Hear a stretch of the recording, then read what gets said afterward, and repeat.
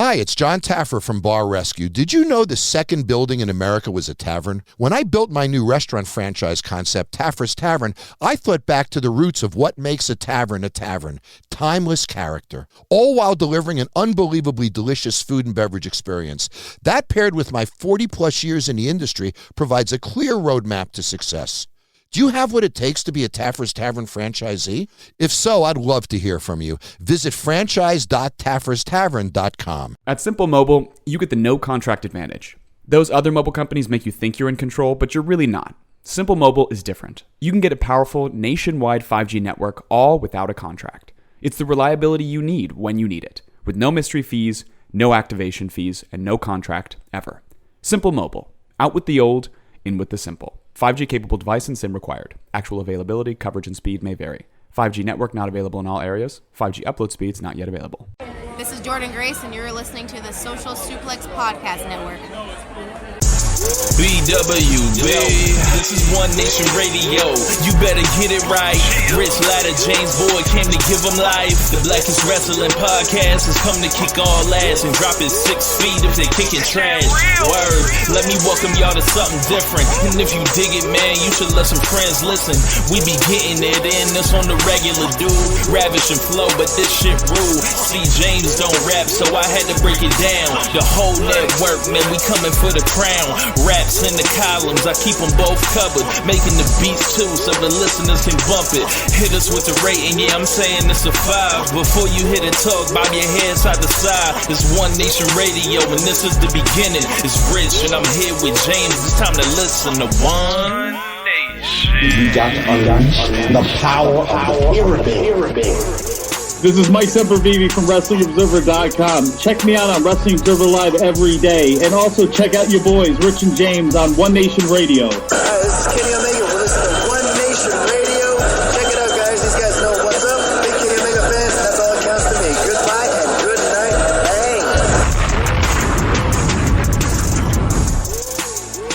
Bang. Ladies and gentlemen, welcome to this week's edition of One Nation Radio. I'm James Bonner, man. I'm Rich Latta. What's going on, man? Not much as I swig this big gallon of water. Here to talk about a lot of stuff. Watch, I guess that's like a One Nation Radio thing. We should come out with we should get like stickers for like the water bottles or One something Nation like that. water gallon water. Okay. Yeah, and sell stickers. We trying to figure out how to make a quick dollar out here in these streets. Have One Nation stickers for your Do they let gallons of water? Do they let black people in this country sell water? I don't like. Well, no, we're not selling water. I have never heard of some refreshing natural spring named after a black person. I don't recall. Do you? No, so you see, we only selling the stickers. We selling the stickers. Okay. Selling the stickers to pop on your water. That's what we need to figure out. So anybody got the sticker plug? Let us know. So I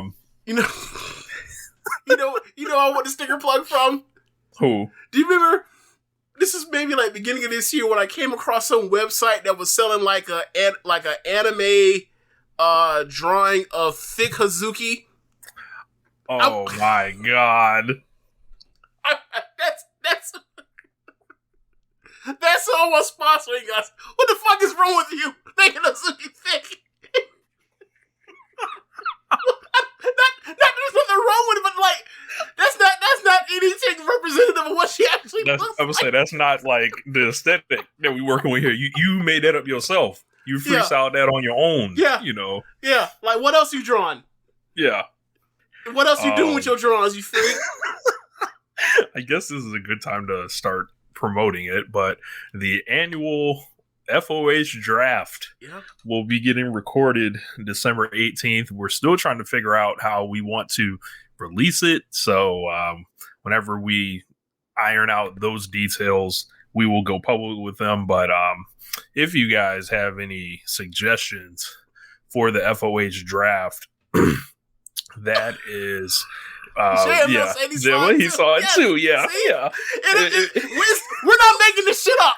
Yeah, see, y'all on them the wrong parts of Joshi Twitter, and you start running into that foolishness there.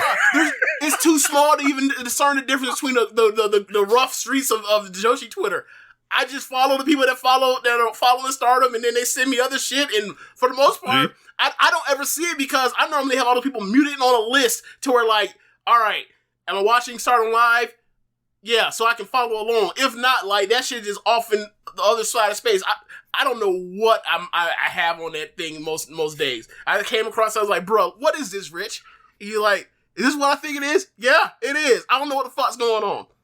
So I think I'll create like a tab in the Discord for FOH draft topics. We've started thinking of some already. Of course, this is the show, our annual Christmas episode. We do it with Jeremy and Josh from Keepin It Strong Style. We get drunk on air.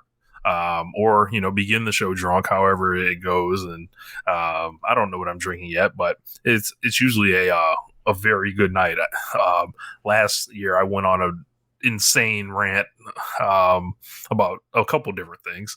There are lots of rants actually, and it's usually like a 3-hour show. It's amazing. So we're trying to figure out how we're going to put that out this year because we put them all out. I think it's a very special show, and I think a lot of people have been asking about it, so we're going to see how much y'all want it.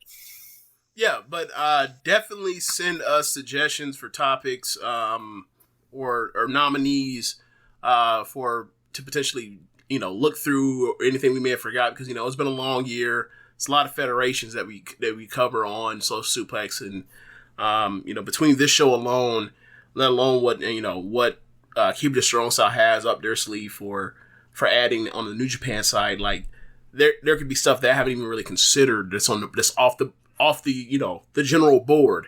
So right. So anything y'all want to throw out there, we'll take a look at. So appreciate it in advance. Yeah, man. So I guess we might as well start, since it was the most recent thing, we should just go ahead and start with War Games. Okay. In that review. So, James, this was your first time watching the NXT 2.0. Yeah. I would say it's probably different from their actual weekly TV show because I think you see... good?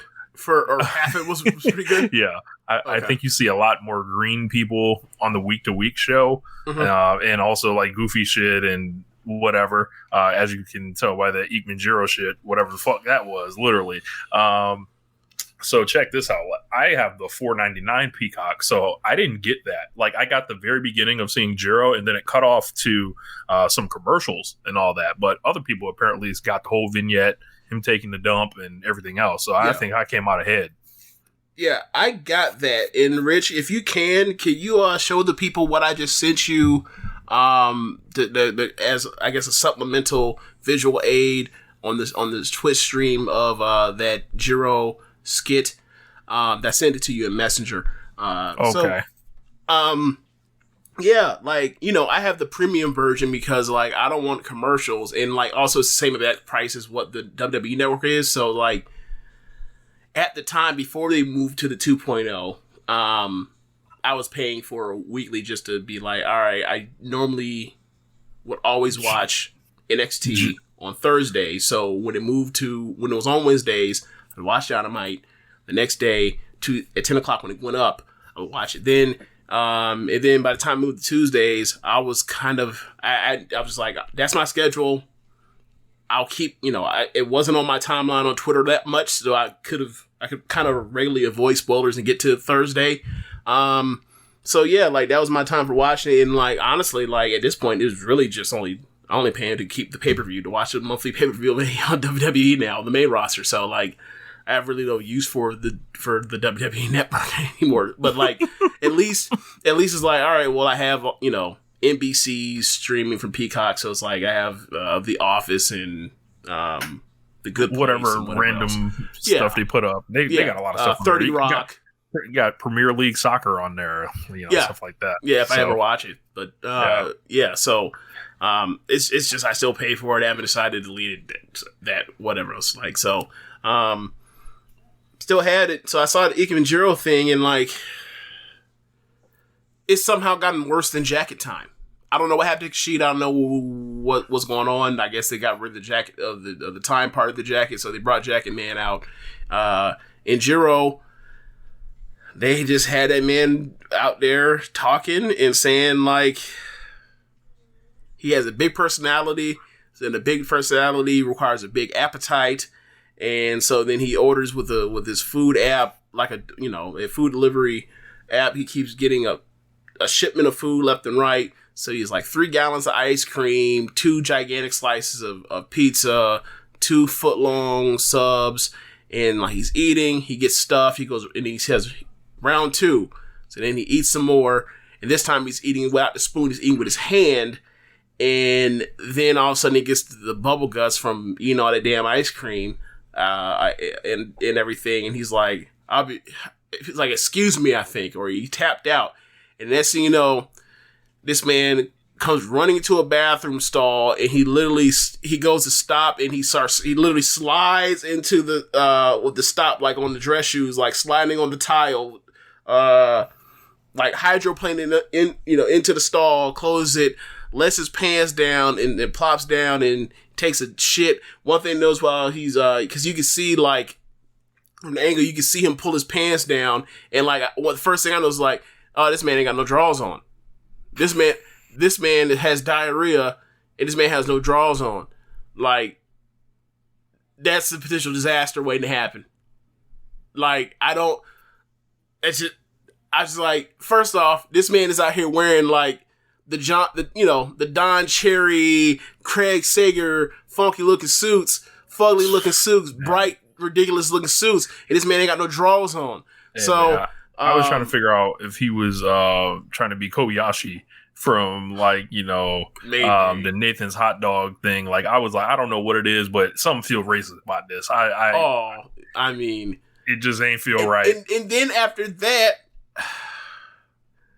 somehow a camera gets into the stall with him and gets a tight shot, like from the neck up, and I forgot what he says, but basically, like, he continues taking a shit, and as it's releasing out of his asshole, his eyes roll in the back of his head, and I was like, yo, this is a bit too much for me. This is a bit too much. Man, very bad. This is there's some things I did not want to know or need to know about how another man handling their business. It was fucking hilarious, but at the same time, I'm like, yo, this is something ain't right. This is a bit in depth. Something ain't right. This is a bit too much detail. So yeah, that I was just like, wow, this is 2.0, huh? This is 2.0. Yeah. So what did you think about the show overall?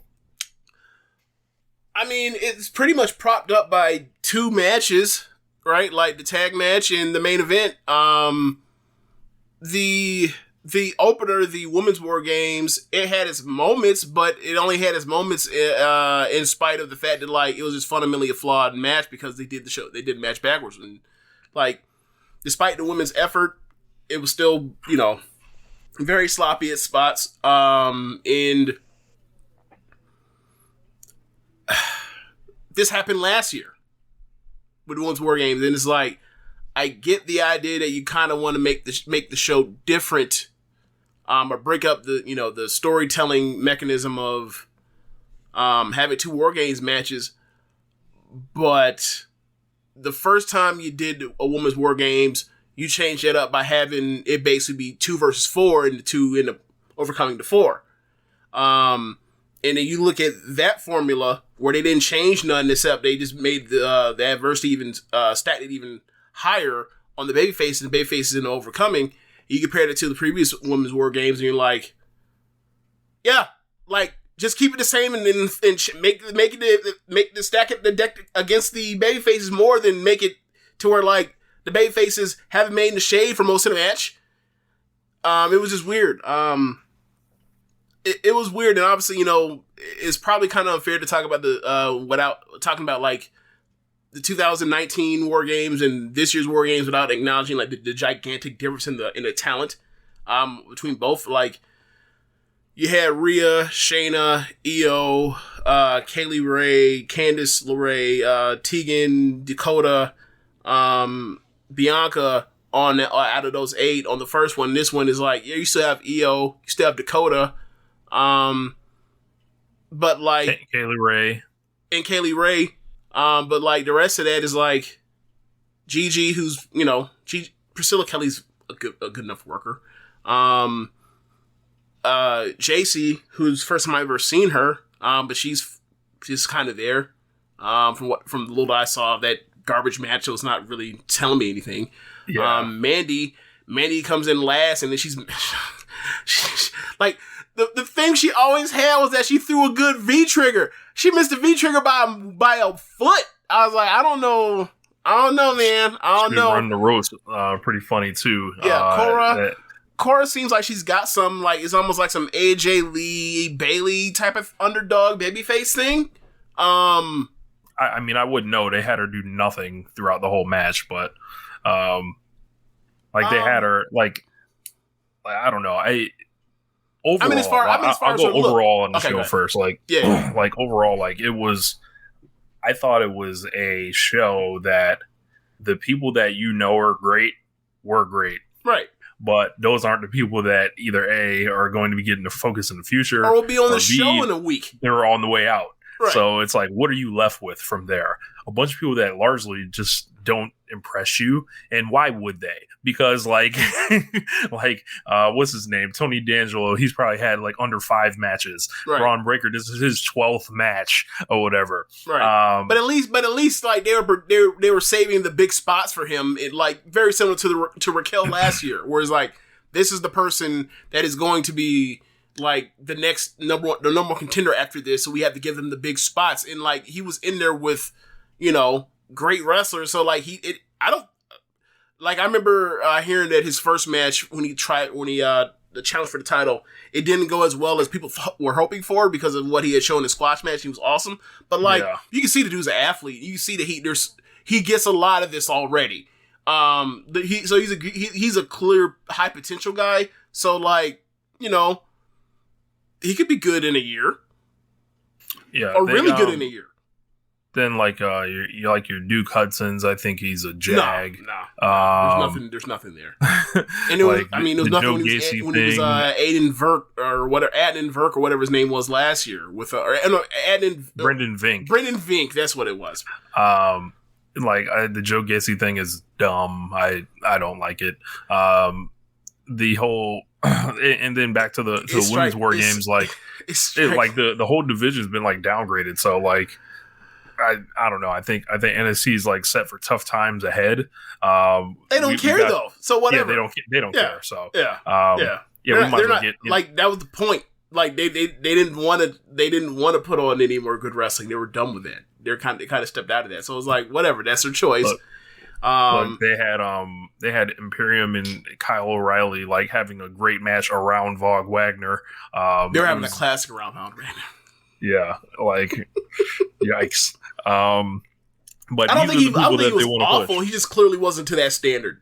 Yeah, of Eichner and O'Reilly and Bartel. No, but like I can see their match layouts. Like that was like your 2013 Roman Reigns match layout. It's the same shit. Like there's clearly but I guess we can go back to the women's match. My thoughts on it. Yeah, obviously the match is like backwards and all done wrong. The babyfaces had the advantage. I don't think the company really understands war games, what makes it really go. There's just so much stalling in this match, a lot of like looking for weaponry. I think Josh made a good point when he pointed out that, hey, there is a big fucking cage right there. Maybe they could use that instead of using like the same 4 weapons every time. Yeah. They could utilize the cage a lot more. But I think the thing that is very similar to when you watch a chairs match, where it's like, or do you watch someone get hit with a weapon, right? One weapon. It's like, all right, you can I think it's Jim Cornette to say this. You can probably get 7 like strikes out of one weapon before like you get diminishing returns and then the crowd starts getting completely numb to it.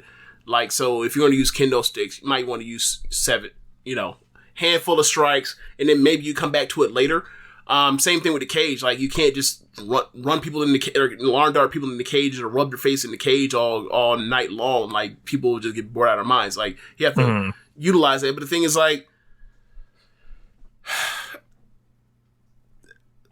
these matches are so set up to do all this stuff that, like, maybe there was cage raking that we just didn't catch because there's 8 bodies in the ring. Who knows? And they're spread across 2 rings. So I don't know.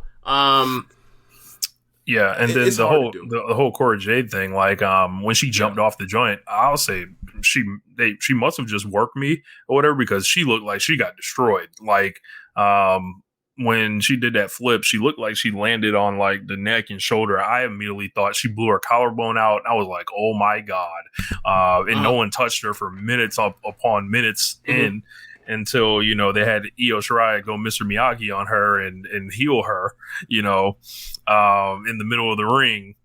So, as far as that, my eyes got diverted to my phone as she was jumping off, right? Mm-hmm. So I see y'all say like she's fucked up. So then I see her. I didn't see the fall, so like until replay. So I see her. I'm like, huh. And I see the replay. I was like, ooh, that's bad. So the second that I see that like no one's trying to get in the cage and get and check on her, like, or get her out of there, or even like, oh my God, this person clearly is done so out of this match. Now we got to relay back and forth what we got to change up in this match to make it go so we can make times match or whatever else. I was like, I wonder. And then once they opened that cage, once Io went to that cage and she's trying to close the door, I was like, okay, it's whatever. It's right, whatever. But yeah, so I didn't have the kind of alert, the concern that y'all did. So, but like, I still thought that like throughout the match and most of that time, like it looked pretty believable up until Io basically it's like, nah, I got this. Like, fuck your shoulder. I'm trying to win a War Games. I'm trying to get off. I'm not going down 0-3. So yeah, she did not want to turn the 0-2 into the 0-3. No, not at all. No. It was funny because I saw on Twitter like a couple days ago that Dakota was like, I am undefeated in War Games. I was like, you turned heel in the middle of the one and left your team to die. You count that? What a piece of shit heel. That's funny. Yeah. So, but yeah, like, I mean, a lot of inexperience. The match was a mess. Yeah, it was just like not enough good workers in the match. Yeah, it's really what it comes down to. Like, if you get enough good rep, like obviously you have Io, you obviously have Kaylee Ray. I probably would trust Gigi Dolan in this spot. I probably would trust Mandy to do most of the match, and you could trust Raquel to do what she can do, right? Do her power spots or whatever else. Like, but as far as going that long, because I think by the time the match was over, it was like 8:40 something. So that match must have went 30 some minutes. It's just tough. I think it was like 28. Oh, 28. Okay, so like, but that's still just a tough ask. Like, it's just a tough ask. With the talent level you had in the ring, and the level of inexperience you had in the ring for. Actually, no, they went 31 minutes. Okay, good God, there's no reason that should have like only gone like 25. But you know, think about what we talked about off air. We talked about off air about this. When it comes to modern war games or blood and guts, whatever you want to call it, whether AEW does it or NXT does it, like war games. And you agree with Josh with this, like war games, when they're done well, is meant to be. Ultimately, it shouldn't be by pinfall or submission. Once the final person gets it should be like the last person has to surrender, right? Yeah, submit or surrender. But in order to make that work, everybody has to be in the ring and they have to be killing each other, and scraping each other up and beating the shit out of each other. Not doing West Side Story standoffs and shit like that. I think it's a symbolic thing, like that more or less lets you know that we're now in like it's almost like a comeback and a babyface comeback. We're like you're now into the closing stretch, but I get it. People, it's a trope now by this point in NXT. And also like it also did it in AEW too. Yeah, they ran at each other like it was Gladiator or something in AEW. Yeah, like so. I get the point where it's like the main thing to make it work is like it needs to end like really soon after the last person finally gets in, but this is a different generation. Like you're not going to be able to convince 8 people that want to prove themselves every single night or most nights that like this is their biggest. This is like a big match of like the season for their promotion brand, whatever you want to call it. And then like the last person who's normally the biggest star gets in, and like once the last person gets in, they're going to be in there for like 5 minutes. Like it's really hard to tell that to Jericho or MJF. It's really hard to tell that to, I believe it was Raquel's last person to come in for the babyface side, and Mandy. It's going to be really hard to tell them that kind of thing. So I get it. Like, they're going to want to get in and have their, get in there and be marks. Like a joke, like they want to go out there and show their worth or whatever, instead of just like letting the story be the story and getting out of there. Just beating the shit out of somebody, like and letting the shit get beat out of you too, right? Like, and that's why we call them marks. That's why they get called marks. But so I get that is a detriment. That in that rare instance, like this particular match type is a detriment to this generation of wrestler, it seems, because like even.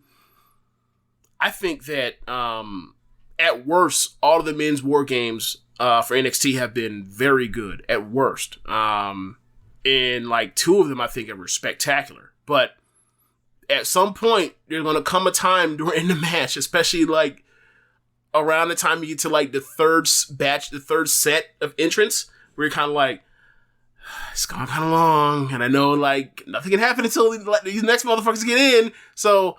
And that kind of happened with this one's too, whereas like it reminded me almost like of the O'Reilly and Cole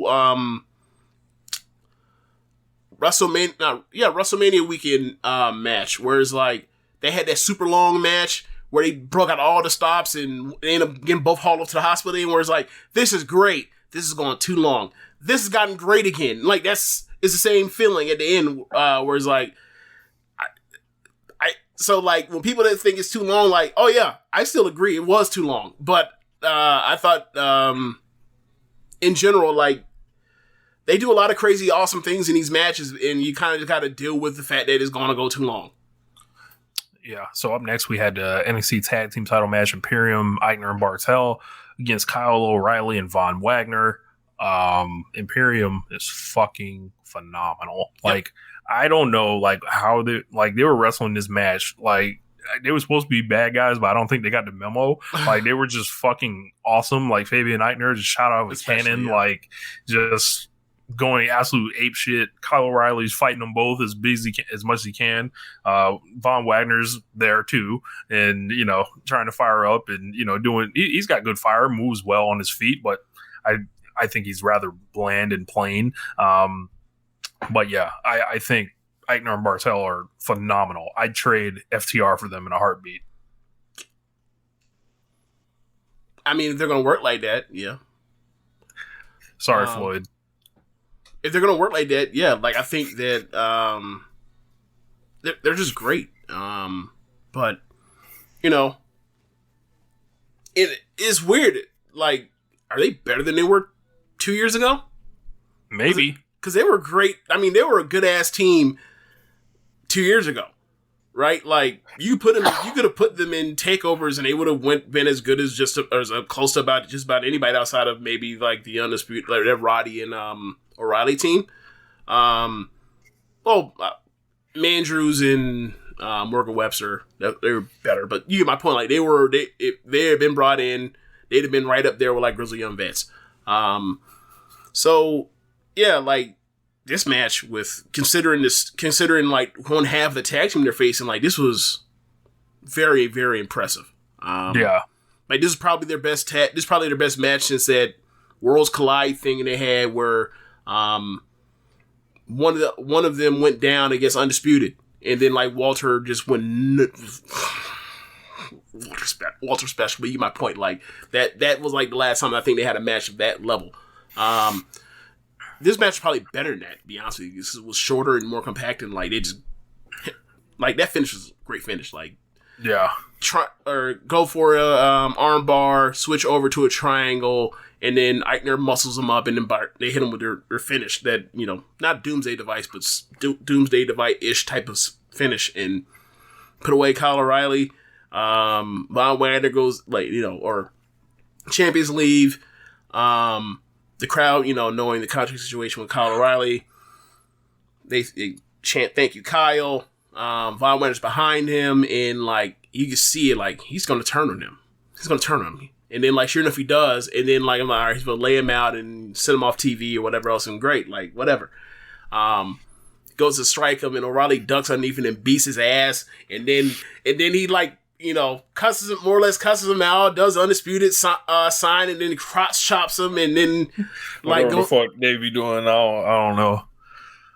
You know, they be throwing up the set. Whatever. I don't know what the fuck. Yeah. So yeah, like, and then post match after that, Kyle O'Reilly was like, you know, I've been in all these. I was Undisputed. I've been in all these War Games matches. I was left out of War Games. But you know, on Tuesday, I'm going to get my cage match. I want one against Von Wagner, and you know that'll send him off TV. But yeah, Von Wagner's gonna bury that man. Like he gonna beat the shit out this man. Like whatever, that's the business. It's about to be 85-15 in that cage. This is a real McIntyre executing Dean Ambrose type move right here. I thought something similar. Yeah, like. Look, we know. Look, at the end of your time in NXT, if they bring out a cage, you get fucked up on the way out. Well, one thing I will say though, right? If this was more, this is done, or this is more competitive than the McIntyre thing, because I mean, McIntyre was whooping Dean Ambrose's ass like every week for like a month, or almost like 5 weeks. Basically, I whooped his ass like 3 or 4 times in a 5-week span, like left him laying. So, he's gonna, you know. If this had been McIntyre Ambrose, he wouldn't have ducked underneath that jump, and he would have just got his ass whooped. And then got that match, and then got his ass whooped in the match. So they give him a little bit more than that. Next match was hair versus hair. Cameron Grimes versus Duke Hudson. This was not Nanae Takahashi versus Arisa Nakajima. This was shameful. This was not Tam Nakano versus Julia. This was ass, bro. Like, I was watching this shit, I was like, bro, this Duke Hudson dude, man, like, he wrestles like, comes right out the factory. Like, he's nice and boring, just how they want. Like, he has that fucking dumb look on his face. Like, it's like, bro, if I were to take Randy Orton, right? And Randy Orton, not the most, like, expressive guy in the world, and, you know, if I were to take him and rob him completely of all his ability, like, that would be Duke Hudson. Like, and I don't get it. I don't, apparently, like, you know, that man got some time on the main roster last year. I was like, tall. Like a real tall and white character. Like, that's all this is. Like, he's tall. Like, I don't see anything. Like, leave the business. Like, he's I don't. I thought this sucked. I thought the execution of the haircut sucked. Like, they barely cut any hair off, so he's gonna have to go do whatever he does on his own. Well, but I'm like, give us the visual, something. Okay, so obviously, I don't know. Like, I'm okay with you gave someone a shitty haircut, therefore that's the embarrassment. Like, we see bald people. You're looking at a bald person right now. So like, I think the thing is maybe because he already had he didn't have long hair. He had a normal, like, regular hair cut anyway. Yeah. So it's like, you cut some dents into it and you make him look like a spotted leopard, and then, like, that's the embarrassment. And then, like, he shows up on the next show and or you build it up or whatever else, and he's bald. Hell, this wasn't Orange Cassidy versus Jack Evans. God. It was not. I don't know, man. Like, you have a fucking barber chair sitting in the other ring, like, getting dimmed and spotlighted. Use the motherfucker. Like, I think the thing for me is, like, people really shouldn't play. I really like the hair versus hair gimmick, and when people fuck with it and play with it, I personally get offended. I don't like that. I don't care about the hair versus hair gimmick in America. Yeah, like, if you want to give me Suzuki versus Goto, yeah, you know, it's for pride, you know. Right. It's, like, it is I get it for the time. It might just be antiquated for America. It just might be. I don't know.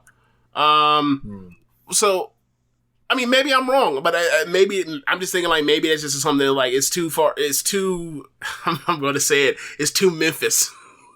it's too old school, where it's like, oh, he shaved his head, like, must be like, ha, and then you move on with your day. Like, you don't really get I don't think you really get that much of a feeling. Or maybe if it's the right heel, like, maybe if it was MJF, I feel different. Mm-hmm. like he bring more to it because it's like that dude talks so much shit and you just want to get one over him. Like most of the times, like when it's what's your boy's name from Hybrid 2? Jack Evans. Yeah. When it's Jack Evans, when it's Duke Hudson, it's not as rewarding because it's like I don't give a fuck about them dudes. Mm-hmm. Also, another thing, the thing that really got me though is like the video package where it's like, okay, they're playing poker. It's a one-hand game, all-in game, and then someone folded with. I think Duke Hudson folded with a pair of kings, or some shit like that, and I was like, or maybe it was a pair of nines, but it's like, it's a one-hand game. It's all like why are you folding? It's put up or shut up. This all is going in one hand. There's no, you're not about to play like multiple hands of this shit like it's the World Series of Poker. At least I hope fucking not. So I didn't get it. I didn't get the part where like Duke Hudson lost fair and square. He blows the stack and then attacks Cameron Grimes and then cuts his hair shorter. It makes him look better. And he says, "Well, I'll cut the rest of it." It's like, bro, you lost. He still has your money. Unless I'm mistaken, doesn't he still have his money? Yeah. He cut his hair.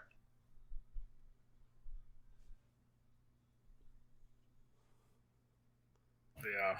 I wasn't feeling it. I didn't get it. So, whatever. It's just stupid 2.0. What was the next match? Roderick Strong versus Joe Gacy. Oh, Jesus Christ. Currently has a 4.80 on Cage Match. My God. My man Joe Gacy wanted to turn it into the all-inclusive championship. Just a little bit too much. Trying to be too cute with it here for me. What is Gacy's thing? He just love and peace guy? No, like he's basically trying to use all the left wing buzzwords or whatever to be cult like or whatever. He's saying this is he's all about inclusivity. The ring is a safe space and all this dumb shit. Like basically some shit that's written by like old right wingers mocking liberals and leftists. Like that's like what Jack saying in the comment. Huh? He's a beta cuck. Damn near. Okay. In the heat. Okay, fine, whatever. Sure, I'm sure I mean, to be quite honest with you, like with a little bit of rejiggering, like you can move the hippie thing over, and like that's Juice Robinson, C.J. Parker's 2000 mid 2010s gimmick in NXT. Like instead of he's a hippie, he's now more doing it as far as hitting on a PC angle. So yeah, like I got a lot of with Gacy. I got a lot of like they fired Bray Wyatt because they have a new out of shape guy that's not like gigantic. When I first when the bell rang for this match, I was like, man, do you remember Roderick Strong versus Matt Riddle? Yeah. On TakeOver. I was like, that ain't gonna be tonight, and it was not. Yeah. Those are not the days, or those are no longer those days. It is what it is. They went out there and they had a match, and apparently Roderick Strong signed an extension last year, so good for him. And then we got our main event, which is actually really good. NXT Black and Gold against NXT 2.0, their team 2.0. Obviously, Braun Breaker, Carmelo Hayes, Grayson Waller, and Tony D'Angelo. They defeated Gargano, LA Knight, Pete Dunne, Tommaso Ciampa. Johnny Gargano comes out with the Rebel Heart music. I figured he would do it, and he did. He had some gear that was like a mock-up of all the different takeovers he's been on, all 78 of them. Featured a lot of spots, him and Ciampa kind of teaming up, trying to do their thing and all that, doing a lot of stuff. It was really structured to get you to really be like, damn, these Black and Gold guys are just miles ahead of these other dudes. I thought the opening part, I think they had Gargano and Carmelo Hayes in there. That was good. Besides that, Braun Breaker did some cool stuff. Like, I generally dig the Braun Breaker. Tony D'Angelo wasn't really much. He was throwing just punches. They kind of hit him with LA Knight. They also had Waller, who basically just got the big dive and all that, and he's dressed like a boxer for some reason. What is his gimmick? Or what is his character or / gimmick? He calls out the internet. I'm sorry? He calls out the internet. How? It's really not complicated at all.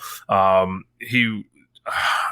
would have to pull it up, but it's just another you people thing. So, okay. But yeah, as far as the match, like, this one, it went 38 minutes, but to me, I didn't get the feeling that it was going too long. I was into the match pretty much the whole match. And the Braun Breaker thing, when he couldn't open the thing, was funny because Pete Dunne was in there. He was out there like, what the fuck is this? Like, but so we got a couple comments in there about it. But yeah, man, like I thought this was good. I thought the right finish happened with Braun Breaker going over Ciampa. Gargano came out, played it up, made the sad face, like he was like he's like something about to happen. I think he's the talk of the wrestling world right now. After the show, cut a promo saying that he's going to address all this stuff on Tuesday, whatever is going on. There are some people that think he may not be leaving. Some people think he may be hanging out with Candace until February when she gives birth, then like make a move. You know, he could show up on Dynamite on Wednesday for all we know. So he's like, I've seen people compare it to Bret Hart in 1996 when he had the contract in his back pocket and he came out on Raw. For Johnny Gargano's own good, I think if he signs with Monday Night or stays and goes to Raw or SmackDown, he's insane. He should be drug tested, all that stuff. But I don't know. He could stay. I wouldn't recommend it, and I don't really count on it. But what are you feeling about all this, and then thinking about the legacy of Johnny Gargano in NXT? Okay, so I'll go match. The talk of what may happen with him, and then like his legacy for NXT. When Ciampa came out first, I was like, wonder what this is about. Right? Because, like, obviously, you know, Black and Gold came out last, but, like, the champion, Ciampa, comes out first. I'm like, okay, so Johnny's coming out last. I'm like, are they going to play Ripple Heart? They play it. He comes out, and on Twitter, he said that, like, he loved his gear that he had. And he came out, and I'm looking at it, I was like, yo, this is, like, all, like, a great number of, like, a mashup of, like, different pieces of, like, his takeover gear over the year. And I'm like, this is really cool. And then also had pieces of, like, his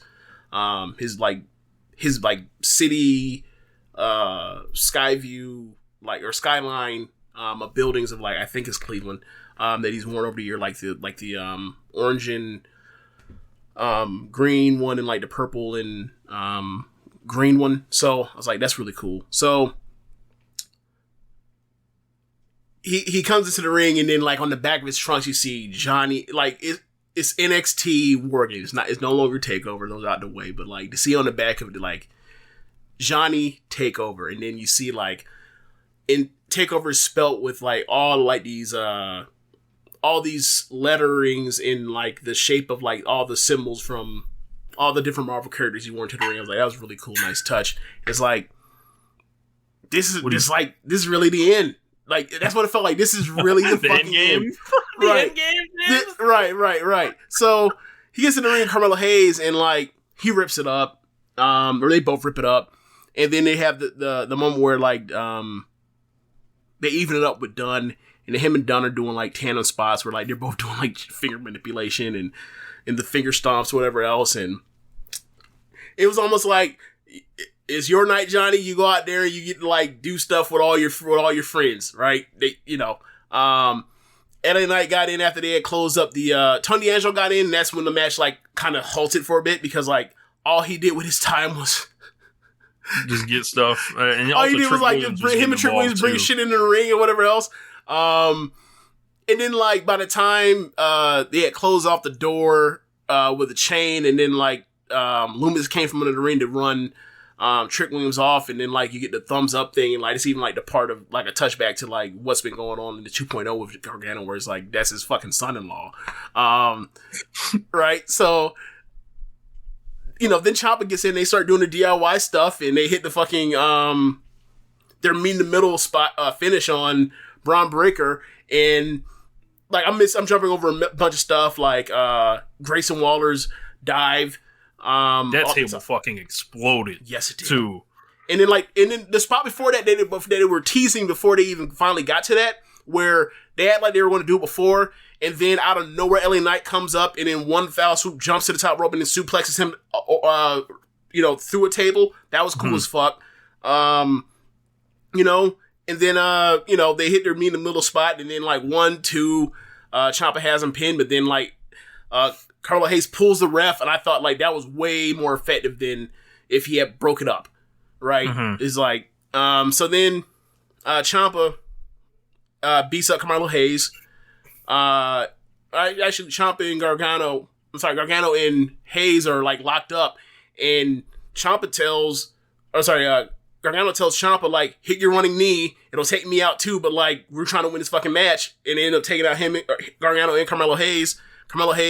He gets up Carmelo Hayes to go for the angel wings, and then Braun Breaker spears him through the table, and that was a cool spot too. And then he ends up winning, and he ends up hitting his Goldberg military press power slam, and he ends up getting the win. And I really enjoyed the match. I thought it really sad. I thought it sad at times, like the Tony D'Angelo stuff in like parts of when everybody was in, but like by the time they start getting from the LA Knight part to the DIY stuff to Carmelo Hayes breaking it up to the knee and the finish, like I thought it was a great finish. Like I thought it was one of the better matches in WWE this year. I don't know how much that is actually saying at this point, because it's like a 1.3, like a 4.3 star type of thing, or I'm sorry, 4 1/3 is what I mean to say. So yeah, Ciampa got pinned and not Gargano, so I was like, what is this? What's going on? So, I know historically, or in the last couple of years, the champions of getting pinned by, in a lot of these War Games, especially the women's War Games, the champions of getting pinned by the title challenger coming up next, or even the like the title successor, like Rhea pinned Shayna, Raquel pinned Io, and then eventually she got her title shot, like not the very next takeover, the one after that, but so there's a precedent there. But yeah, like I saw the video of Johnny saying he's gonna address the crowd or address the people on Tuesday, and has my antennas raised. Like, is he coming to? I think he's done with NXT. But now it's like, is he leaving or is he going to the main roster? And once he's saying he's coming back to talk to people, I'm thinking like he's not going to, get pinned on the way out. And then it makes you think like, well, maybe this is like their way, this is like the NXT version of like how they, treated Ambrose nice on the way out. But it's like, I'd rather you just beat him and then he leaves, so now I know like he's out of there for real, as opposed to like you're gonna make me watch NXT. Trying to control the narrative. No, not even that. Like, you're gonna really make me watch NXT 2.0 for this fucking thing or whatever else. Like, if he now I'm literally like, I wanted to have this nice thing with the crowd or whatever else, but at the same time I was like, I want to get laid out so that I know he's leaving the company too, so I can just like know that he's gone. So here's my I just want him out of there. He does his promo or whatever, and then Ciampa's music hits essentially, and then Ciampa's like, one more round, and then that's the main event of Tuesday night or whatever, and then Ciampa beats him, and whatever. Fine. That means he still loses. I know that means he's gone. Fine. I want something to where, like, I wish I had something right now, but, like, I want something by Tuesday where it's, like, I know that he's out of there, and, like, I don't want him on the main roster. I never, like, you heard me say this years ago. I mean, like, he only signed the 10-day extension thing, so, like, I think he's out of there. He would have fucking re-signed. Like, look, man, I don't know people's motivations. I don't know. I'm just telling you what I want, and I want him out of WWE. I want him, I guess, AEW, because I mean, obviously, it's an honor to go to. So you don't want him to wrestle in Timbuktu. You know, you don't want him to go work. You know, the Northeast wrestling circuit. I mean, like, I guess the lowest I can go is GCW. You know, you don't want him to wrestle Bandito's promotion in Mexico. I mean, if he wants to. I mean, if that's what he wants to do. I just want him to be able to have the best matches that he can have, like, still have them, and be able to do what he kind of, you know, what he has the freedom to get away from in WWE and what he's been typecasted as. Because it's like, I'm watching him and Carmelo, I almost call him Carmelo Anthony. I'm watching him and Carmelo Hayes. I'm like, yeah. This don't seem like no melodramatic, over the top nonsense y'all say this dude is a one-trick pony can only do.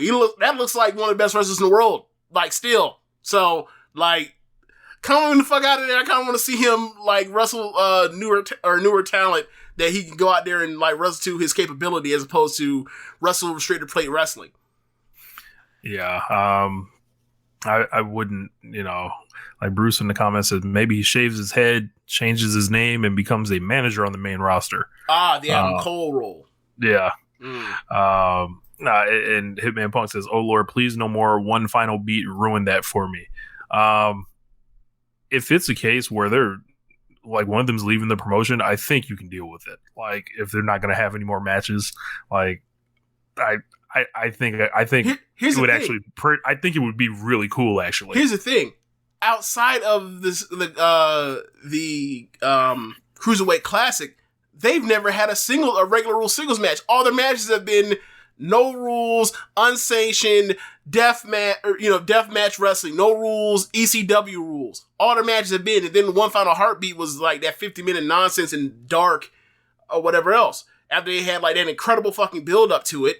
So yeah, like, if they want to do that, I guess that's fine by me. Like, it'll be it could erase, I won't say it'll erase, but like, it will like put people to, because people act like those first three matches where one is like maybe the second best match in the history of the company, of the entire promotions, you know, I don't know how long, 63 or whatever the fuck that Vince Sr. started the promotion. Like, they have the second best match ever, and then like have those other two matches that were also great. Like, the 50-minute match in the dark that was completely like on the fly as they had to like move from having a takeover to canceling it to having to wrestle a takeover on two shows spread across in the dark with no fans. Like, that is the match people remember, and like, therefore a lot of people feel like, well, that tainted everything. I was like, wait a second. They have like the 2018 Wrestling Observer Feud of the Year. It is going to be completely invalidated because of one match with shitty circumstances 2 years ago. Like, okay, that doesn't seem fair to me, but okay, fine. So like, yeah, I would like to see if they were to have a match. I would like to see them do it and go out there, because they would go out there and smoke it, and then like, I guess people will still complain because they don't like them don't like him because, you know, it makes them feel bad about the main roster wrestling, but whatever. So yeah, like, if that's something they do, I mean, I don't know what they do, but like, I just want to know that like I want to tune in the fucking 2-1 over the Johnny Gargano thing, and like, I want to know, like, either during or after or his promo or by the end of the night after a match or whatever he has, that like, I know that like, he's been sent the fuck off and he's leaving the company. That's what I want to know. I don't want to be on some ambiguous thing unless you think he might resign. Like, I just want it to be fucking. I want him out of there. Like I want him gone. Leave. I want him to leave this fucking company. Johnny Gargano are gonna come out there and they're gonna line everybody up from NXT 2.0 in a straight line and get in the ring. He gonna slap them all like Antonio Inoki. I thought you were gonna say he's gonna have like one of those Stardom gauntlet matches with everybody, the 1 minute time limit, and this man does like 60 jobs in an hour. That'd be funny too. But yeah, I think you have to bring Triple H out, right? Like you have to pull him from wherever the fuck he's at, right?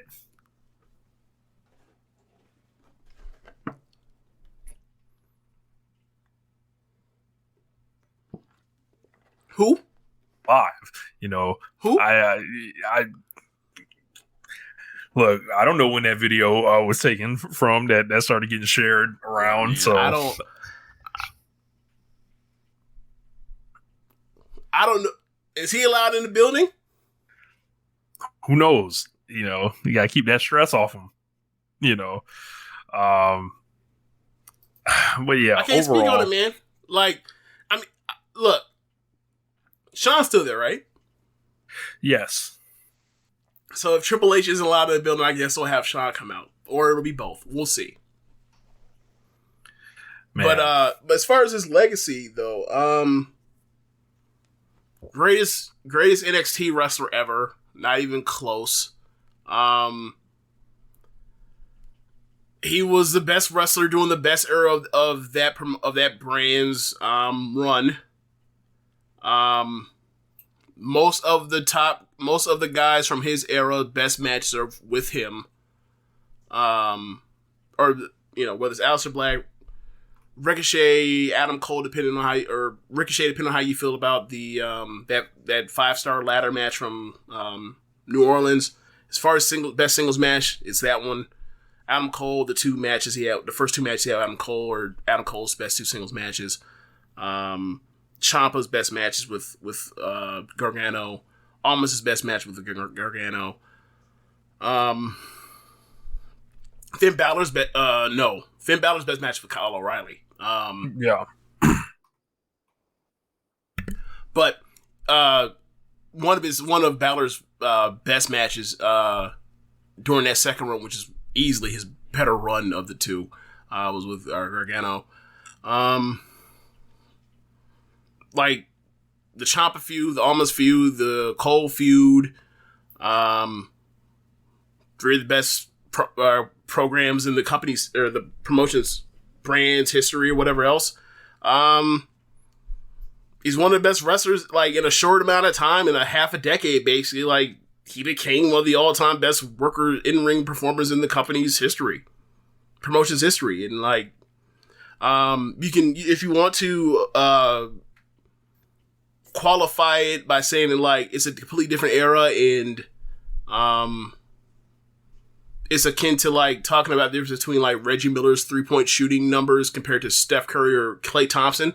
I think that's fair. I think it's fair to say. Jesus Christ, Bret Hart was here in NXT in that era. Jesus Christ, he'd been killing it too. But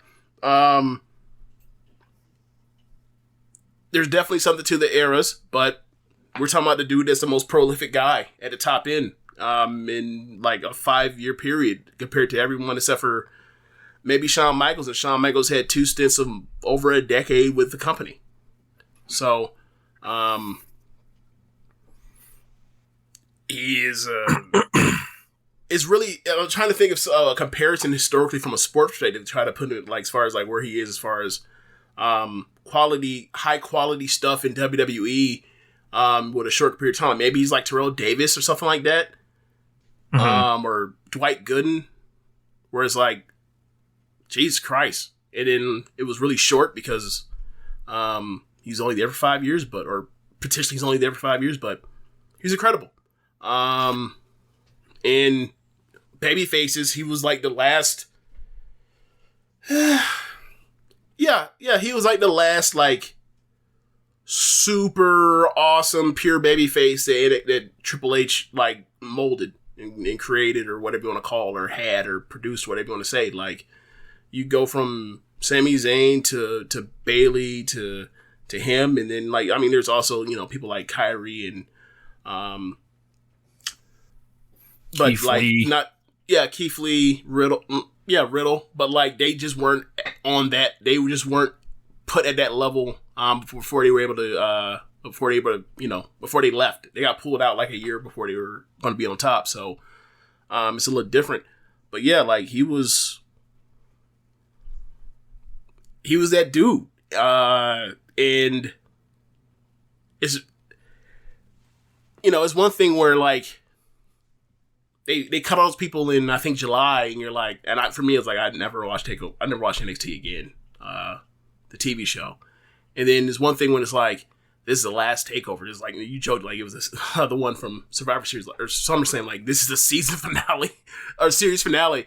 And then it's like, now Johnny and Kyle O'Reilly are out of there. And like, really, at this point, it's like, the only people that are going to be left are like, Ciampa, Dunn, EO, It's like Survivor right now, man. Obviously, NXT, even NXT 2.0 has always had better roster positioning than the main roster with the women's division. Like, EO is like, doesn't it feel that like she's in the senior ace Tanahashi Mayu role right now? Bro, it feels like she's the new Candace. It feels like. I think she's presented way better than that, but it's like they treat her. Like she's like they treat her like you don't want to fuck with her, but like she's not the one they're pushing. But like she's also, she's like this, like Tanahashi, like let's say 2019. Mm-hmm. Whereas like if they wanted to, they could put the belt on her, but they're never going to do it again, and they can get main events out of her, and they treat her well. Like, kind of like, same thing with Mayu right now, where it's like, last year's run was her last run.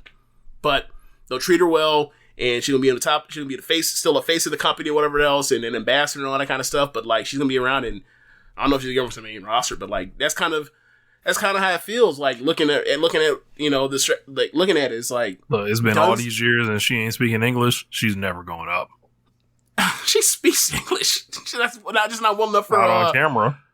Oh, at times she talks at times. I think her English is better than Asuka's. But whatever. Like Vince knows Asuka by this point in time. He don't know you.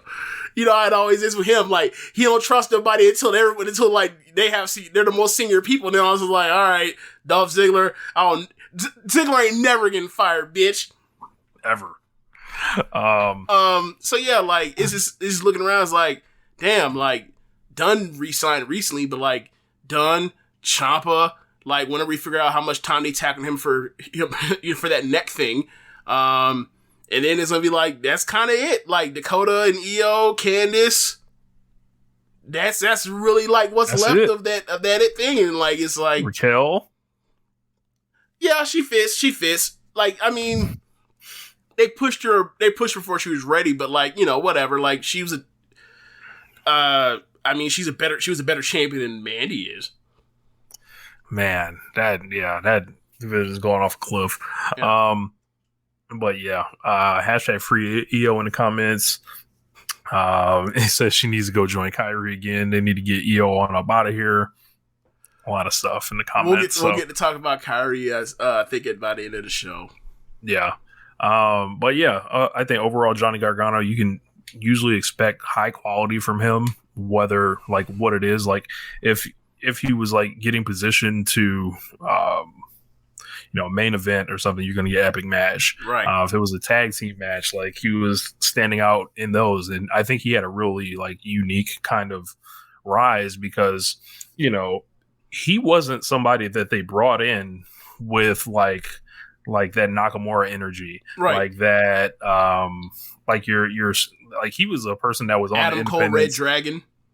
They were giving him a prove it contract to begin with, and like all this other shit, and they stuck him in Taz because he was so fucking small, but he just kept wrestling and getting over, and he really took the long way up. And I think that's like like that's really all you want in wrestling is to like ride with people from you first see them and then they reach the pinnacle and then whatever happens from there. I think he routinely put the main roster to shame on those weekends. He drove a lot of people crazy, got them upset. And I think there's a lot of just weirdness around him that's ironically similar to a lot of the stuff Kenny drives people crazy with.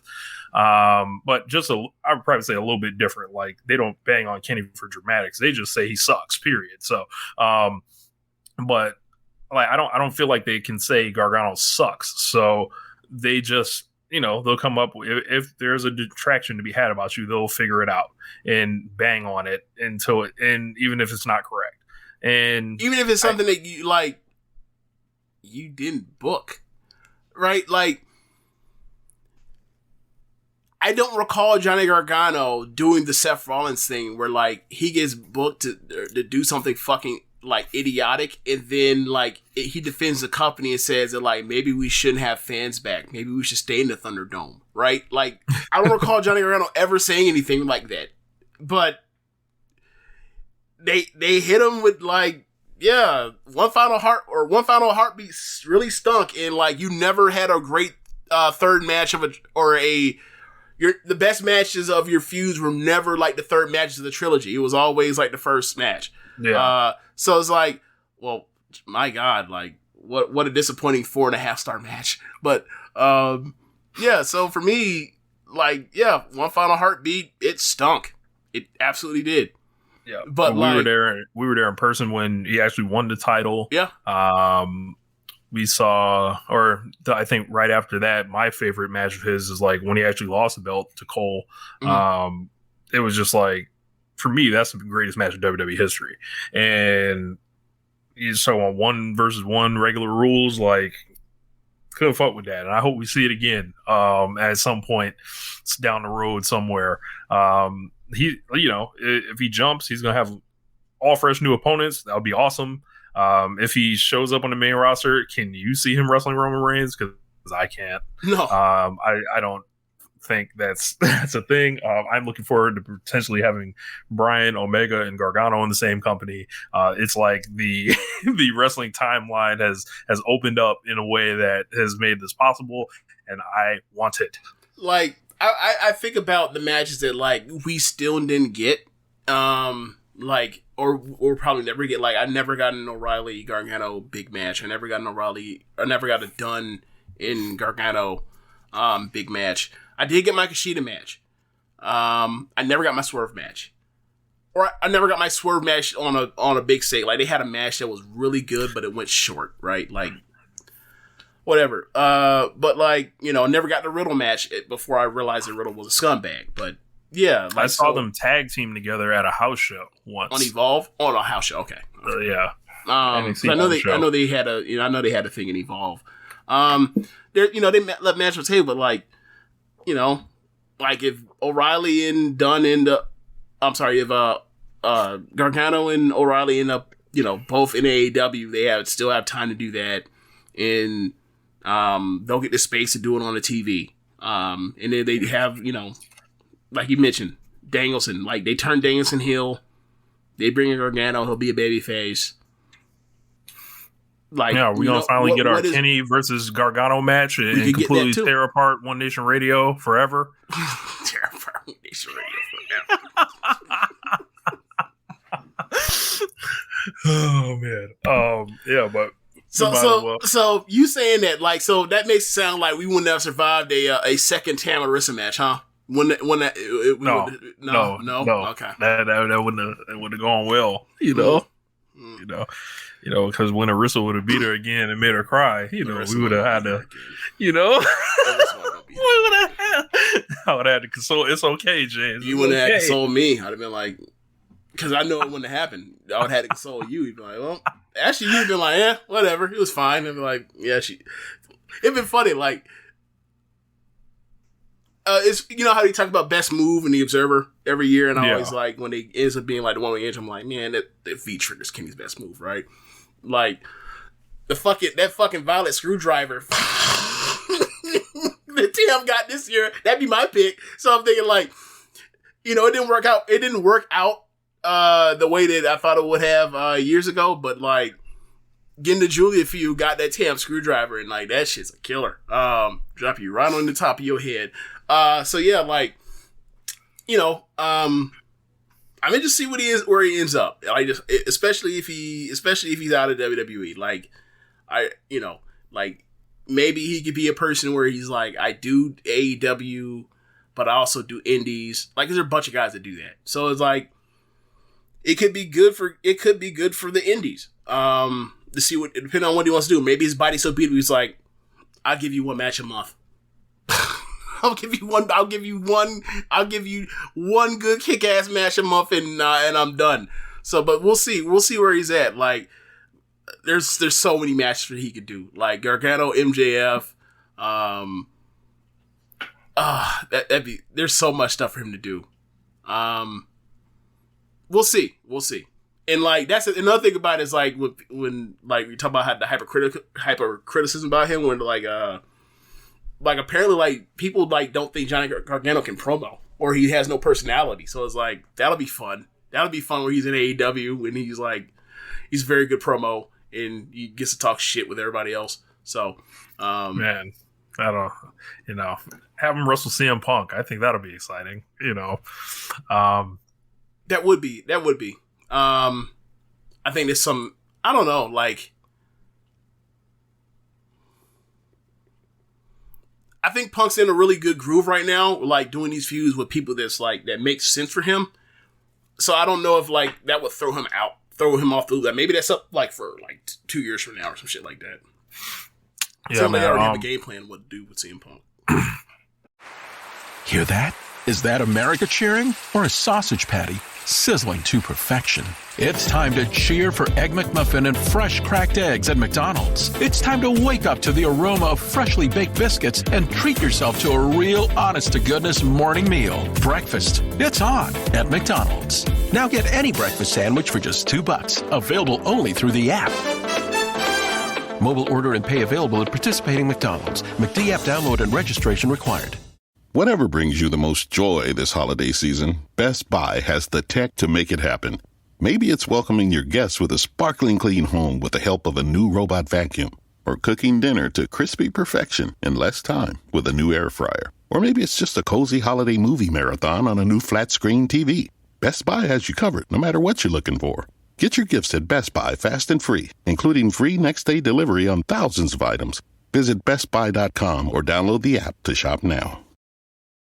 So yeah, we might as well transition over to talk about AEW. This week they were in Atlanta. I thought the crowd sucked kind of on the night, but the crowd wasn't really given, I think, a really great show to work with. They did get a bunch of wild, crazy shit in the main event, which we'll get to in a minute.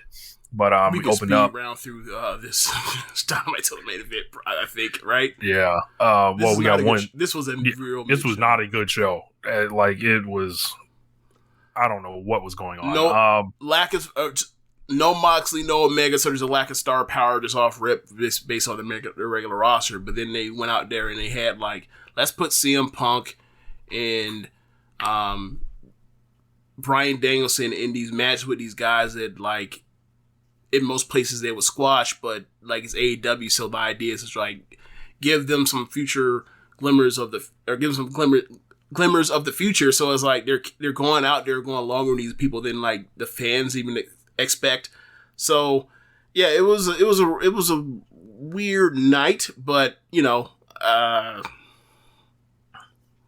happens every so often on AEW. Yeah. So Hangman comes out, he's smiling. Sits down at the announce table, and that's pretty much all I got for Hangman. Then Bryan Danielson fights Alan Angels. Pretty much, sells for him, goes back and forth, kicks his ass, beats him at the end. No one, says Bryan Danielson's career's over. No one thinks that, he's forever damaged as a star anymore. Well, it's because he's main evented WrestleMania twice, Rich. Like, so, like, if you main evented WrestleMania twice, and like your career can't be killed, apparently. Wrestle Kingdoms aren't the same, apparently. Yeah. Maybe Wrestle Kingdom twice. Nothing. But yeah, man. I thought Hangman Page was an absolute zero on commentary. He has nothing. Like I thought he was okay. I wouldn't say he was good. I think he was okay. Like he wasn't like if Bryanson had been on commentary for an Adam Page match, it'd been way better. Like if CM Punk was on commentary, it'd been way better. If MJF was on commentary, it'd been way better. If it was Kevin Owens on commentary, it'd been way better. Hey, we got a direct comparison with MJF later got on commentary. Right. But yeah, I'm like, I don't know. Like if Miz was on commentary, it'd be way better.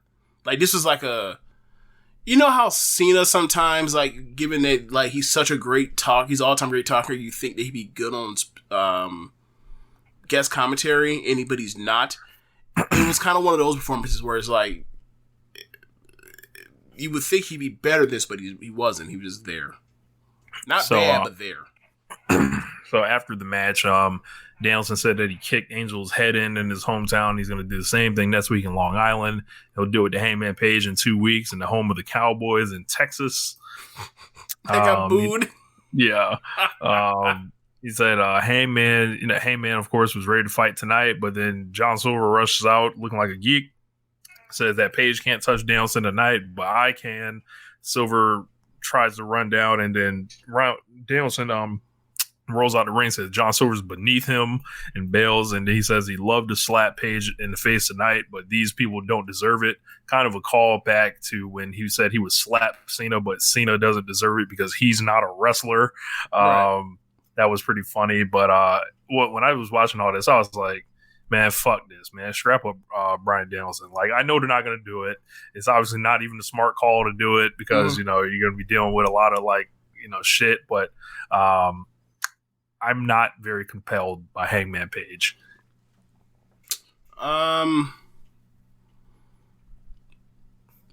He's got. And I always said it was going to be real different when the Elite is not breaking their backs to make him look cool in every segment. And he's wrestling somebody that's trying to get themselves over. The feud is working well. What Hangman Page is adding to it is nothing. This is all Bryan Danielson. Aside from the promo where he, they went face to face first time once it got announced, and like I think we gotta come to the table and admit we were just wrong on this. Like, this is not Bryan Danielson is leaning heel because it was supposed to be Moxley. This is Daniel Bryanson has turned heel because of Moxley was supposed to be heel and he's not here. And he's filling that void for the long term, at least. Or it feels like I still think he's going to shake his hand after the match. So I'm not really. I'm like, unless he does something dastardly, like he's still not doing anything dastardly, I think. So he's a flat out dick. Like he called fans fickle. I felt like this week was like he's working full on heel. Like, this is no different. Like, obviously he's not being an environmentalist, but this is not this is not too different from like late 2018, like 2019 Daniel Bryan to me. Like, you're right. He can't shake his head at the end or whatever else and work his way back to being babyface. But like, it didn't feel like he was. It didn't feel like he was not necessarily blurring a line. It didn't feel like he was leaning. It felt like he not leaning. He's on the fucking floor. That's how it felt to me. Like, this week was like the first week I was like, all right, I felt like we were just wrong. I felt like I was just wrong on it. Like, I thought we were leaning, and now like it feels like he's just full on heel right now. So, and it's awesome, but still. But you're right. He could go right back after shaking his hand if he wanted to. You're right, because the crowd respects him. And then you just have like a bad guy jump on. You have Daniel Garcia jump on his ass, and then he's back to being a more 2.0 baby face. So, who got the name first? Matt and Jeff or NXT 2.0? I believe Matt and Jeff did. Wow, ahead. Yeah. But as far as the Hangman thing, I don't know, man. And I asked it, when they started this gimmick, I was like, wow, Bryan Danielson is sawing through the competition and executing all these people. What is Hangman Page going to be doing besides looking on in horror? Carrying them back to the meat wagon. Like, what is this? Like Page needs to like get on the mic and be like, fuck this isn't happening. Like, and tell the Dark Order members they're not fighting him. Like something like have a match yourself and kill somebody. Like, I don't know, like have somebody like give this man like a tune-up match or something. I feel like he needs to wrestle. Like, I think they're just waiting. You know, it's just, I don't know. I think maybe, you know, at this point, I think it's too late for him to have any more matches because the match is not this coming week, the week after. Yeah, so, Hangman Page barely wrestles. Yeah, maybe he's beat up from the title match. What? That was a month ago at this point. Okay, so but what I mean by that is maybe he was going to have a match like 2 weeks out or whatever else, but he was too beat up to meet that. So there's like, all right,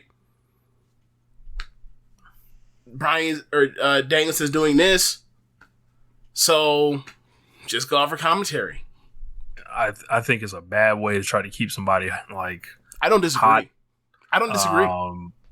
I don't know. I feel like a lot of people don't want to talk about it. I feel like they want to bask in the glow and the happiness and the love. And I'm like, hey man, like Bryan Danielson's out here doing a carry job right now, while Hangman's just like, you know, like he's not stopping them he's not stopping this madman from executing on his friends. Like he's not even really getting upset about it. He's like not storming down to the ring saying fuck this or encouraging them or something. It's like, do something. They're putting this, like, the thing they put in place for last week was like, y'all can't touch on the threat of suspension. Like that didn't do him any favors. That's bad booking. Like that's it's just like why are you putting a handicap on what he can do? Like, I know that's supposed to build anticipation and all that shit, but like, I don't know, man. I'm not feeling it. The thing I'll say is, while he is not adding anything to it, this feud is hot, so it's like. So thank God one of the greatest wrestlers of all time is carrying him to this hot feud. I don't disagree with what you're saying. I just think that like he's more or less skating. He's getting by on, like, you know, he's getting by right now. So it's like he's treading water. But yeah, I'm with you. He's getting ate up in this thing right now, and it is what it is. But like, you know, we're gonna have a match. It's gonna be great. He's gonna beat him, and we'll see what happens. Where he's at after that. Hopefully this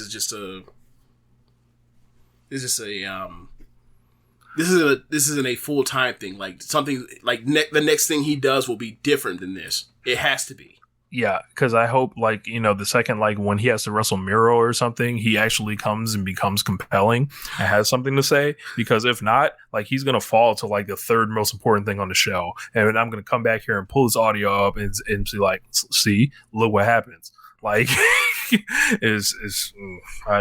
danger is present. Well, I mean, look, man, like, this is what we talked about this is what people were really afraid about, like when he lost that match, that Survivor Series type match, in the summer, where he had a chance to get the title shot, with Dark Order versus the Super Elite, because they're like, CM Punk's coming in, Daniel Bryan's coming in, Adam Cole's probably coming in.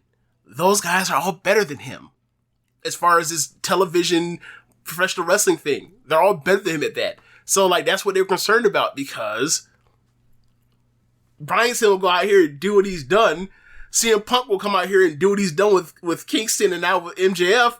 And, yeah, like, once he's done with Bryanson, I just fucking did it. The first time fucking doing it. Once he does it with Danielson, and he's done with Danielson will move on and do what he does with the next person.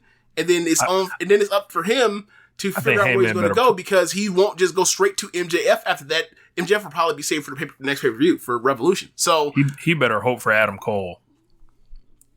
But then what's happening? You're right back to the Elite. You're right back to the Elite, breaking their backs for this dude. So I don't know, man. So, okay. I don't think you're going to get Cole and MJF like all by the next pay-per-view. That's a little too much. Like, I would think Cole might be... Because think about it, you got a couple big shows. You got your first TBS show, and then you got the Battle of the Belt show. Yeah. I would think at least on one of those, he'll have a title match. I would think. Hell, you could do like some type of big tag team match with him on like the first TBS show. Do a title match on Battle of the Belts or whatever. I think they'll come up with something else besides going to Cole, though. If MJF is actually, in fact, the Revolution match, like, I feel like those are his. Maybe that's your Miro match. Yeah, that makes more sense. Yeah, that makes more sense to me, anyway. Like Cole and Page, like that's something you can do on pay-per-view in the main event. So we got Lee Moriarty versus CM Punk up next, and they started with like trading like a lot of slow submissions. Like it was like they were trying to do high speed stuff, but it was just slow. I think it was okay. I wasn't necessarily really impressed with Lee Moriarty here. This match felt like it went on forever to me. Went through a commercial break and all that. Punk ended up getting the win. There was a cool spot where Lee Moriarty did CM Punk's Pepsi twist move to him with that clothesline. And he did a cool like fireman carry into the GCS for the pin. I think you might have liked this more than me, but I was looking for Lee Moriarty to really try to get himself over, but I think MJF was burying him on commentary, basically calling him a rookie and all this other shit. And it was just like, well, he's not really impressing right now. I liked it more than you, but not much more. I like another spot that I enjoyed, and it was Moriarty is seated on the top rope, on the out, basically seated on it, facing in, feet in, and Punk goes for a top rope Hurricane Rana, and Moriarty rolls through and turns it into a pin. So I stuff like that. But yeah, you're right. Like it was too much Moriarty in control or getting his shit in, and people didn't know his stuff. And that's a byproduct of the fact that he's only had like, was this his third match on AEW on Dynamite or I almost said Arkansas, I don't know why, or Rampage. I felt like it was like his third. Yeah, like, so they worked behind the 8 ball on that, but by the end of the match, the crowd was into it, and, Punk manages to keep figuring out how to do that. But yeah, like, it was a match that went too long, especially after another match that was like a guy that was way up here versus a guy that's way below him on the totem pole, and they're having a competitive match length, and it's like, probably not. You should probably, if you want to give him that much in the match, make the match shorter. Where you're caught up, where like the guy's caught him off guard, and then eventually the same finish, where it's like caught you slipping, or like, I just you have me on the ropes for now, but like I'm eventually gonna figure this out and then put you away. Like honestly, you know what I think it is? I think these matches with CM Punk are going this long for business reasons, along with the QT Marshall one from a couple weeks ago. This is still way better than the QT Marshall in my opinion, and it's like. On that match or on the show with QC Marshall, they featured a 20-minute MJF promo. So this is like 35 minutes of CM Punk on screen. Like that's what I'm looking at this as, rather than, hey, it's him fighting QT Marshall. Hey, it's him fighting Lee Moriarty. No, this is a 10-minute CM Punk segment who's been an awesome quarter-hour draw. So they're like, the longer we keep Punk out there, whatever, and they'll live with whatever like happens at that point, because like I don't think and it kind of proves it, like you can put these lower ranked people out here with him and like he'll still like do a good number or whatever. So I think they're making business decisions here rather than booking decisions, honestly. I don't really mind it, just don't do it back to back at the start of the show. Yeah, that was a weird idea to do it like that. Like it's the first like 40 minutes of the show, just about. So they did a post-match promo. MJF like was out there in like the Hanukkah suit. MJF said, "Cut the music." He said the only thing Punk is the best in the world at is trying to get into Britt Baker's pants. MJF says that Punk looked confused, just like Baker would if he got in her bed. Punk said MJF's wearing Larry Davis pajamas and called him out for making fun of him and taking the time to beat QT Marshall and Lee Moriarty. He said they're both better than MJF and he knows it. I think not, but MJF said he's going to win the Dynamite Diamond Battle Royal again. He says it's going to be more over than Piper in Portland, Brett in Canada, and Punk in Chicago. And he's not. He said that's not it though, because he promises to put Larry, CM Punk's dog, to sleep if he sees him again. So yes, MJF threatening to get heat on the dog, as I once predicted. It might not be Pharaoh, but it was another dog. So that was too far for CM Punk. CM Punk charged him, but Wardlow stood in front of him, foreshadowing a match between those guys. But yes, I want some heat on the dog. Let's go. Yeah, like MJF is going to get the shit booed out of him. It's going to be fucking hilarious. He said these people are going to be wearing the burb, rocking the burb out there, James. Yeah, okay. Like, they're going to boo the shit out of him in Long Island. It's going to be funny, and he's going to shit on his own home crowd and to lash out at the rejection. And it's going to be funny. It's going to be fun. But yeah, like, I think also who do you think wins? Oh, yeah, because it's final two, right? Yeah, I think Wardlow's going to throw out MJF. You think they're going to do it differently this year, or how do you think they're going to do it? You think it's going to be the same thing where it's like final two, and then next week after that they have a match? You know what? How did they do it last year? Did they do that? The first 2 years, it was the final two participants in the Rumble alive go to the next week and then have a match for the ring. That's how. You remember who he beat last year? Was it Jungle Boy? It was Paige the first year. I can't remember who it was second year.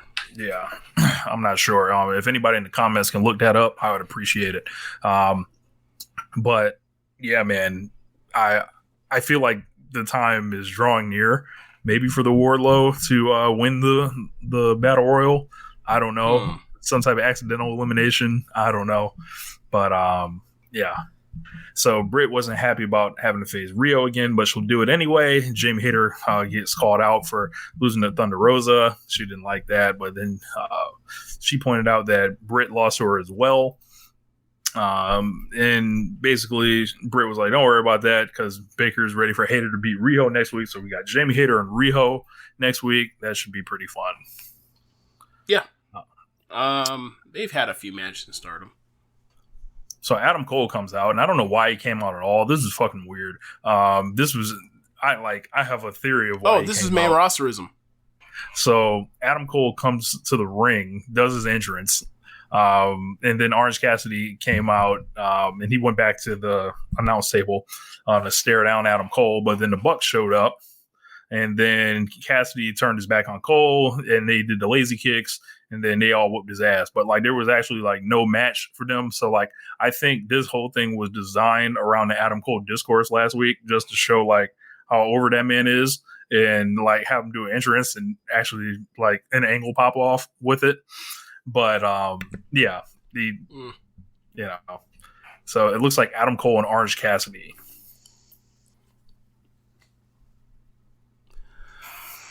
They've, I remember, I forgot who asked me, but like, I was asked like once Cole and Danielson and Punk come in, like who could be hurt by it? And I thought like Sammy Guevara and Orange Cassidy. I was wrong about Sammy. It feels like I'm right as fuck about Orange Cassidy. Like he feels like a complete afterthought of late. Like the only thing he really has going for him is like he's in chaos, I guess. Mm-hmm. So you know the Cole thing we'll see. Like I'm sure they'll have a good match or whatever else, and you know. Well, he was taped to Matt Hardy for a long time, so like that helps no one ever. Yeah, that damn sure didn't help the future champion, right? When they did that months ago. Jesus Christ. I can't believe they did that. Like in like. Adam Page wrestled so hard in that match, but like it's old ass Matt Hardy. There's nothing else he could have done. Like, right. Like yeah. I remember watching that match, and it was like, well, can't blame this one on Hangman. He did about as good as he could. He did all he could do. He did all he did all that you could reasonably ask anyone to do in that match. Yeah. So yeah, like I'm glad everyone kind of get something going between those two, because like Cole can get short man mad about anything, especially like someone like him. So it'll work. It'll be fun. Had a Warlord squash, defeated a guy named AC Adams, got power bombed about 4 times. Yes. Fucked him up. So the War Dog picks up a win. Then we got Sting and Darby Allin versus the Gun Club. And this was like better than any right that it had to be. Why is I'm Gun never Club gonna on TV? Like, I'm never going to be into the Gun Club. Like, I think they're kind of funny from an ironic standpoint with their theme music and, like, some of the other shit they do. But I don't want to watch Billy Gunn. I don't want to watch Colton Gunn. I don't want to watch Austin Gunn. They're young. They clearly like them. This is the first time, like, Colton has ever been pinned. They always win on Dark. But, not into it. Rich, for a good stretch of the last 2 months or so, you would come on here and you would bitch and moan and complain about what's your boy's name, Bobby Fish, coming out here and having this good 3 3.25 star match. And like, I'll be like, hey man, you know, you can't just be, dismissing someone that comes out here because they have good matches. I got to tell you this right now. I'm not blaming you or saying you're wrong or anything like that. What I'm saying is I've reached my fucking limit with the Gun Club. Why the fuck are they still on my TV screen? They're fucking horrible. They're fucking horrible. Why? Why are we doing this? Like, Darby I get was it. great in this match. They're out there to lose. Can I get somebody better than them to come out here and lose, please? Yeah. You're totally in the right for that. Like I said, like that could have been Private Party that came and Matt Hardy to come out here and lose. Yeah, Billy Gunn, the Fountain of Juice. So it said MJ does PR. What's going on in the comments? Yeah, man. I like. A couple weeks ago when this whole Gun Club and Darby thing started, I was like, man, if I didn't know any better, I would think somebody would be trying to get Darby Allin under with this, like, right, rather than over, right? It's sabotage. Yeah, sabotage, But, even the Guns couldn't stop Darby from, like, putting on a great performance. Like, he was just, like, diving everywhere, and I thought Sting was great in this, and what's his name? Billy Gunn looked like the fucking star still out of his fucking group. He's 56. Yeah, I forgot who said in our chat in Social Suplex about like he looks better than all of them. And I was like, hey man, like this man been on TV forever. This man has been on TV for 25 or has 25 years of experience on his sons. Like, that man was in the New Generation era as a fucking cowboy. This man was the original cowboy shit. This man was a smoking gun. Like, yes. So, yeah, like, yes. Yeah. Like, this man's brother won Brawl for All. So, yes. Fuck. Like, so, yeah, man. Just give him the fuck off my screen. Like, there's no point for him to be out here. Like, look, man, this is, I don't want to say it's as ridiculous, but like, it's getting to the point where it's like, what use does he have? Like, he sticks out as much as like that match he had with Tanahashi in Long Beach that one time. It's like, who is this for? It ain't for us. We don't want to see him no more. Yeah, man. Take Billy out the ring. If you want to use the Gun Boys, that's fine, whatever. Like, let them take their lumps or whatever. But like, I think Billy Gunn going out there with them like makes it more kind of like, all right, what the fuck's going on? I don't know, man. Like, I mean, we got some all time Tope gifts. Like, there's Darby. There's one where Darby hits where it looks like he landed on his fucking neck or on the top of his head or side of his head. I'm like, is he dead? oh, he's fine, because I've seen him lay like this before, and then like he does another one, and like the way. Okay, so for Billy Gunn,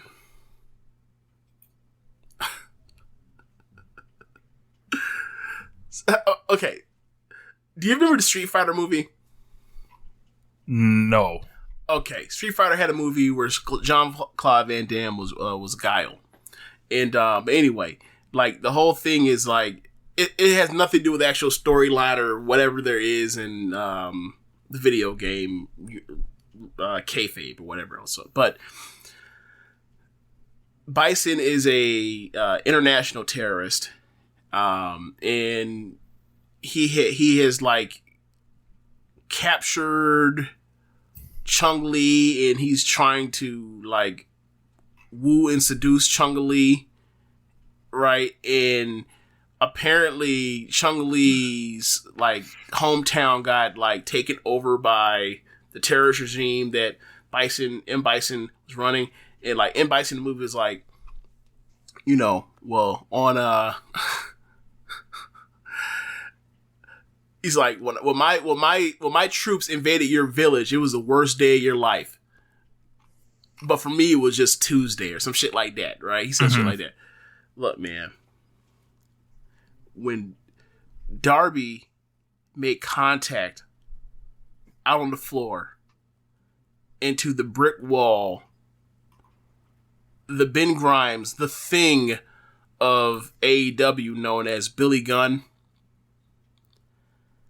he was in a fucking car wreck, the way his body flipped and dangled and flailed about in that moment until he hit the ground.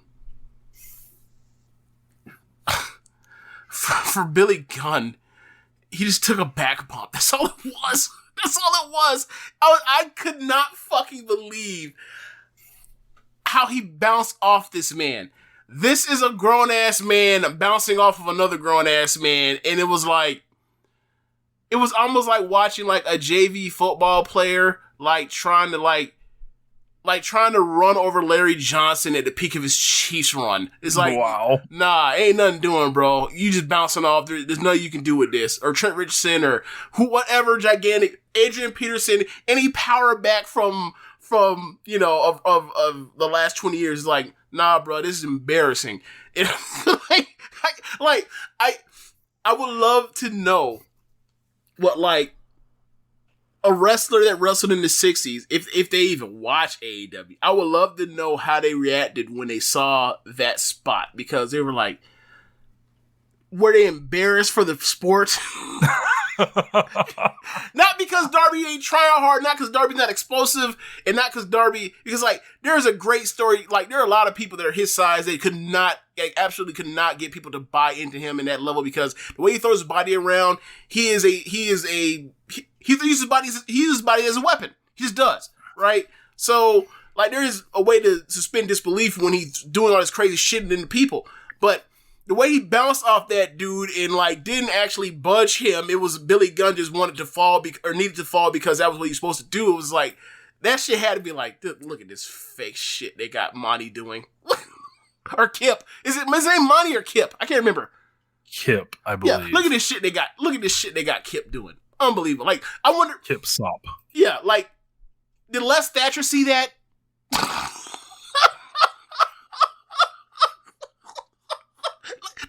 Did Les Thatcher see that? I just want to know. And what did he think of it? Oh, That's man. all I got. But, you know, Darby, God bless him. Sting getting a lot of air on those stinger splashes. Yeah. Or, you know, creative camera angles, however you want to. Who's going to be wrestling last at a high level? Darby or Ospreay?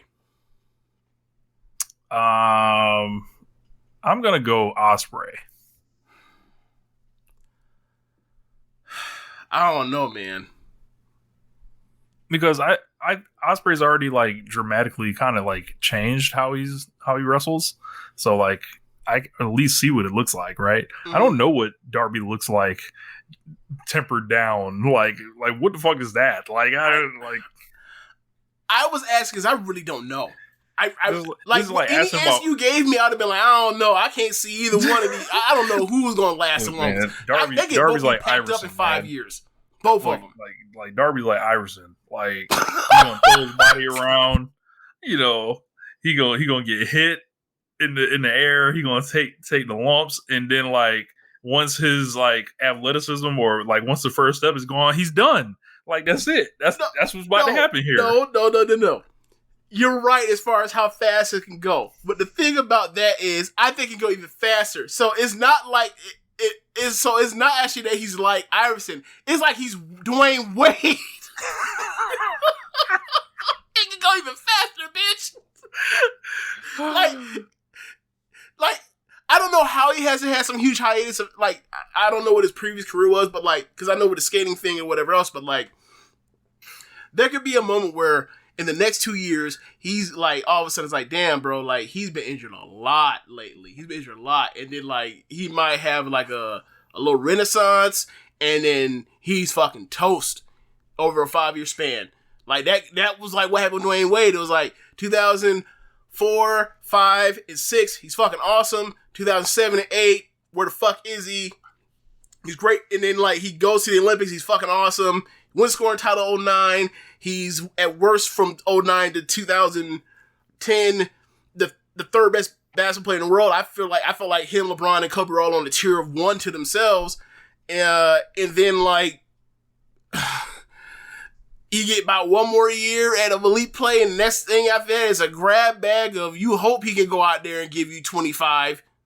So yeah man, it's I don't know how long this is supposed to last. I just don't. So we had there's like Eddie Kingston, Jericho, they're talking around each other like with 2.0. I think this is eventually being set up for them to team with each other and then feud with each other. I think those would be some unique promos if they get to cut them on each other. Team Taz was at commentary. And they were ready for next week's Dynamite Diamond Battle Royal. Leo Rush came out. Rush was trying to get to his point. Didn't really do a great job at it. He just kept saying, like, he's a fighter, you know, and all this other shit. And Taz was like, hey, man, are you going to retire again? Like cut the shit. Like, which I thought was funny, but they didn't really have much to say to each other here. Dante Martin, he said he took Dante Martin from him. And he's going to fight even if he has a 1% chance. And I'm like, Leo, what is this? Underdog babyface Leo. Alrighty then. Humble Leo. Yeah, nah, man. I'm trying to see the money-tistic Leo Rush personally. I am too, right? But like, it's just kind of funny to me. Like, I remember when James was at Florida State, and he always played with the chain on, tucked underneath his shoulder pads, and the chain would come out eventually every so often. And I remember when I think it was Michael Smith was talking about how like he's real humble with the chain on, and like to see. Humble with the chain. He real humble. Real humble with the chain. Like to see. But for real though, like to see Leo out there, and he had that chain on, and I'm just like, why are you be real humble with the chain on? Okay, fine. I don't know what you're really doing here. I don't know what you're really trying to accomplish. Like it wasn't a good segment. Like it felt really pointless. But we'll see. We'll see what they end up doing with him and Dante, and I almost called him Dark Order, my lord, and with Team Taz. So, a lot of brothers in Team Taz might as well be the Dark Order. Who are we? Okay, you got Taz. I count 3 brothers. Like, who are you? Smart? Like, and that's a good amount for a white American or for an American professional wrestling company.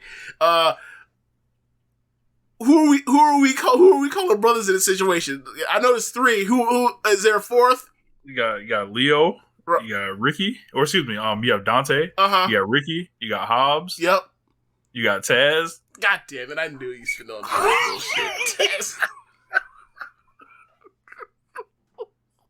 And Hook is a goon, so you know.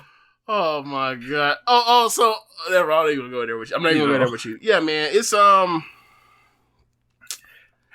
does PR says LBO saw the Ice West Side Gun hat on the front row. Remain humble. Oh, I want to address that too. So West Side Gun was actually sitting ringside, and of course, like T-Pain was on the show later. Obviously, they made a big deal, like noting T-Pain was there. He does the thing with Cody. Yep. Same thing as when they had Rosario Dawson there with doing the thing with Malachi. Yeah, and then like West Side Gun went on Twitter after, and people kept asking him like, why didn't he not get recognized and all this other stuff, all these shows he goes to, and between like WWE and AEW, he was like, it's not about a company. He was like, I spend all this money on these companies, like I am the culture and all this other shit. And I'm like, look, man, I understand how you may feel like that, but nigga, like you rap about selling bricks. Your biggest song, one of them, is like, tell Virgil Wright, brick on my brick. What are we doing here? Like, how do you expect these companies to be like, yeah, this is West Side Gun. Like, what song do we have to promote for him? Oh, the cocaine music.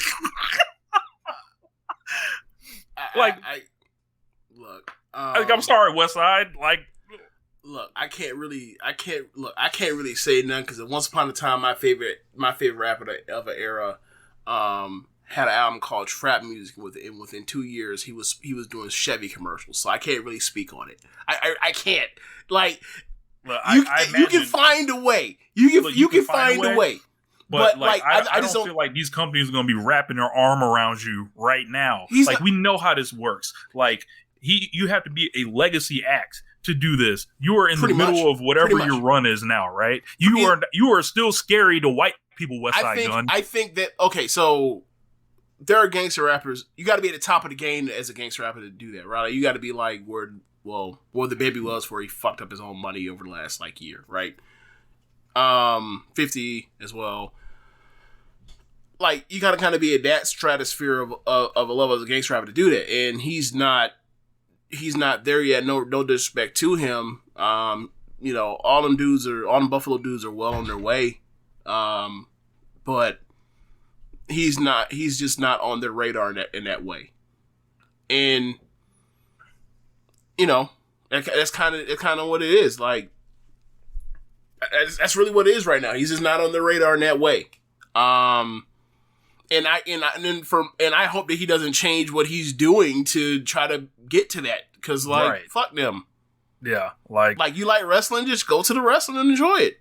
Yeah, and like, I think they'll come around eventually. Like, whether it's WWE or AEW, like, he obviously has friends in both companies and people that speak highly of him. And you know, like, I know he's cool with the Butcher and the Blade, Daniel Garcia, Big E, all Buffalo guys. Yeah, Big E, fucking New Day, like Bianca, like, just like, everybody knows who he is, right? But like, right. As far as the companies like wrapping their arms around him, like, it's gonna be tough with that content right now. Right, and they barely want to do that with fucking Wale. Right. Like, it's weird. They've like brought Wale into focus at certain times and then taken away.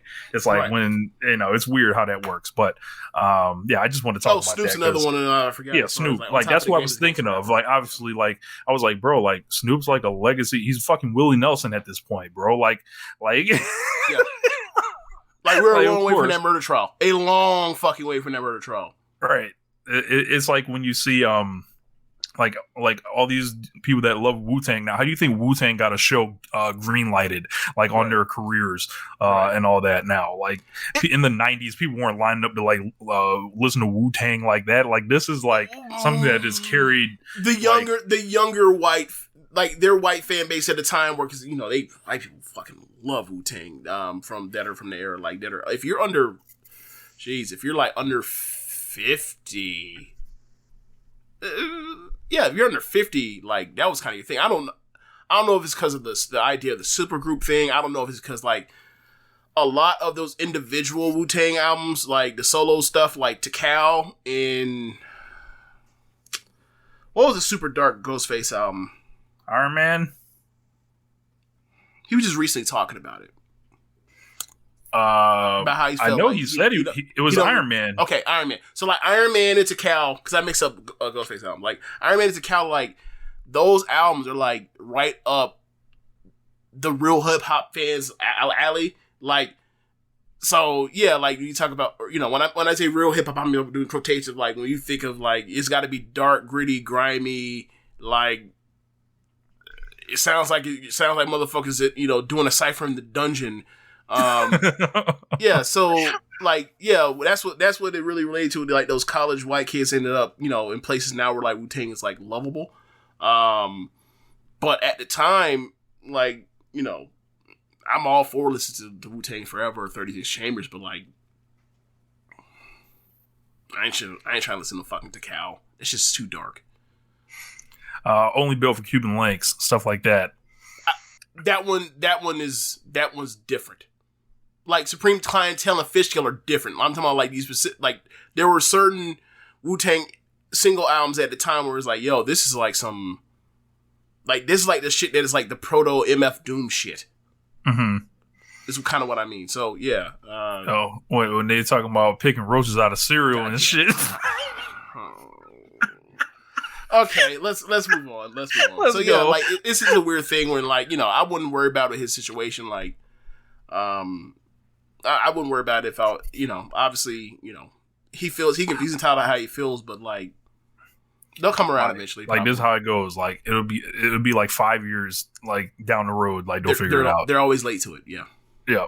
So we had Chris Statlander against Ruby Soho, and I thought this was actually pretty decent.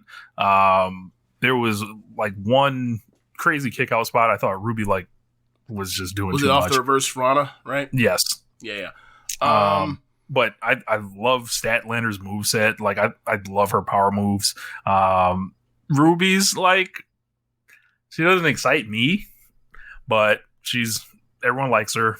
She moves on, gets a win. I like Statlander more, but I think they've got something in mind. I thought this was a good match. I think that it felt like they were wrestling like it felt like they were moving in wrestling at a pace like as if they weren't good athletes. Like they were wrestling at a pace slower than like the level of athletes they are. But it was a really well built match, and like it, they did all the right things, and I thought it was a good match by the end. Or not by the end. I thought it was a good match through. I just thought it was like kind of like thrown off like this.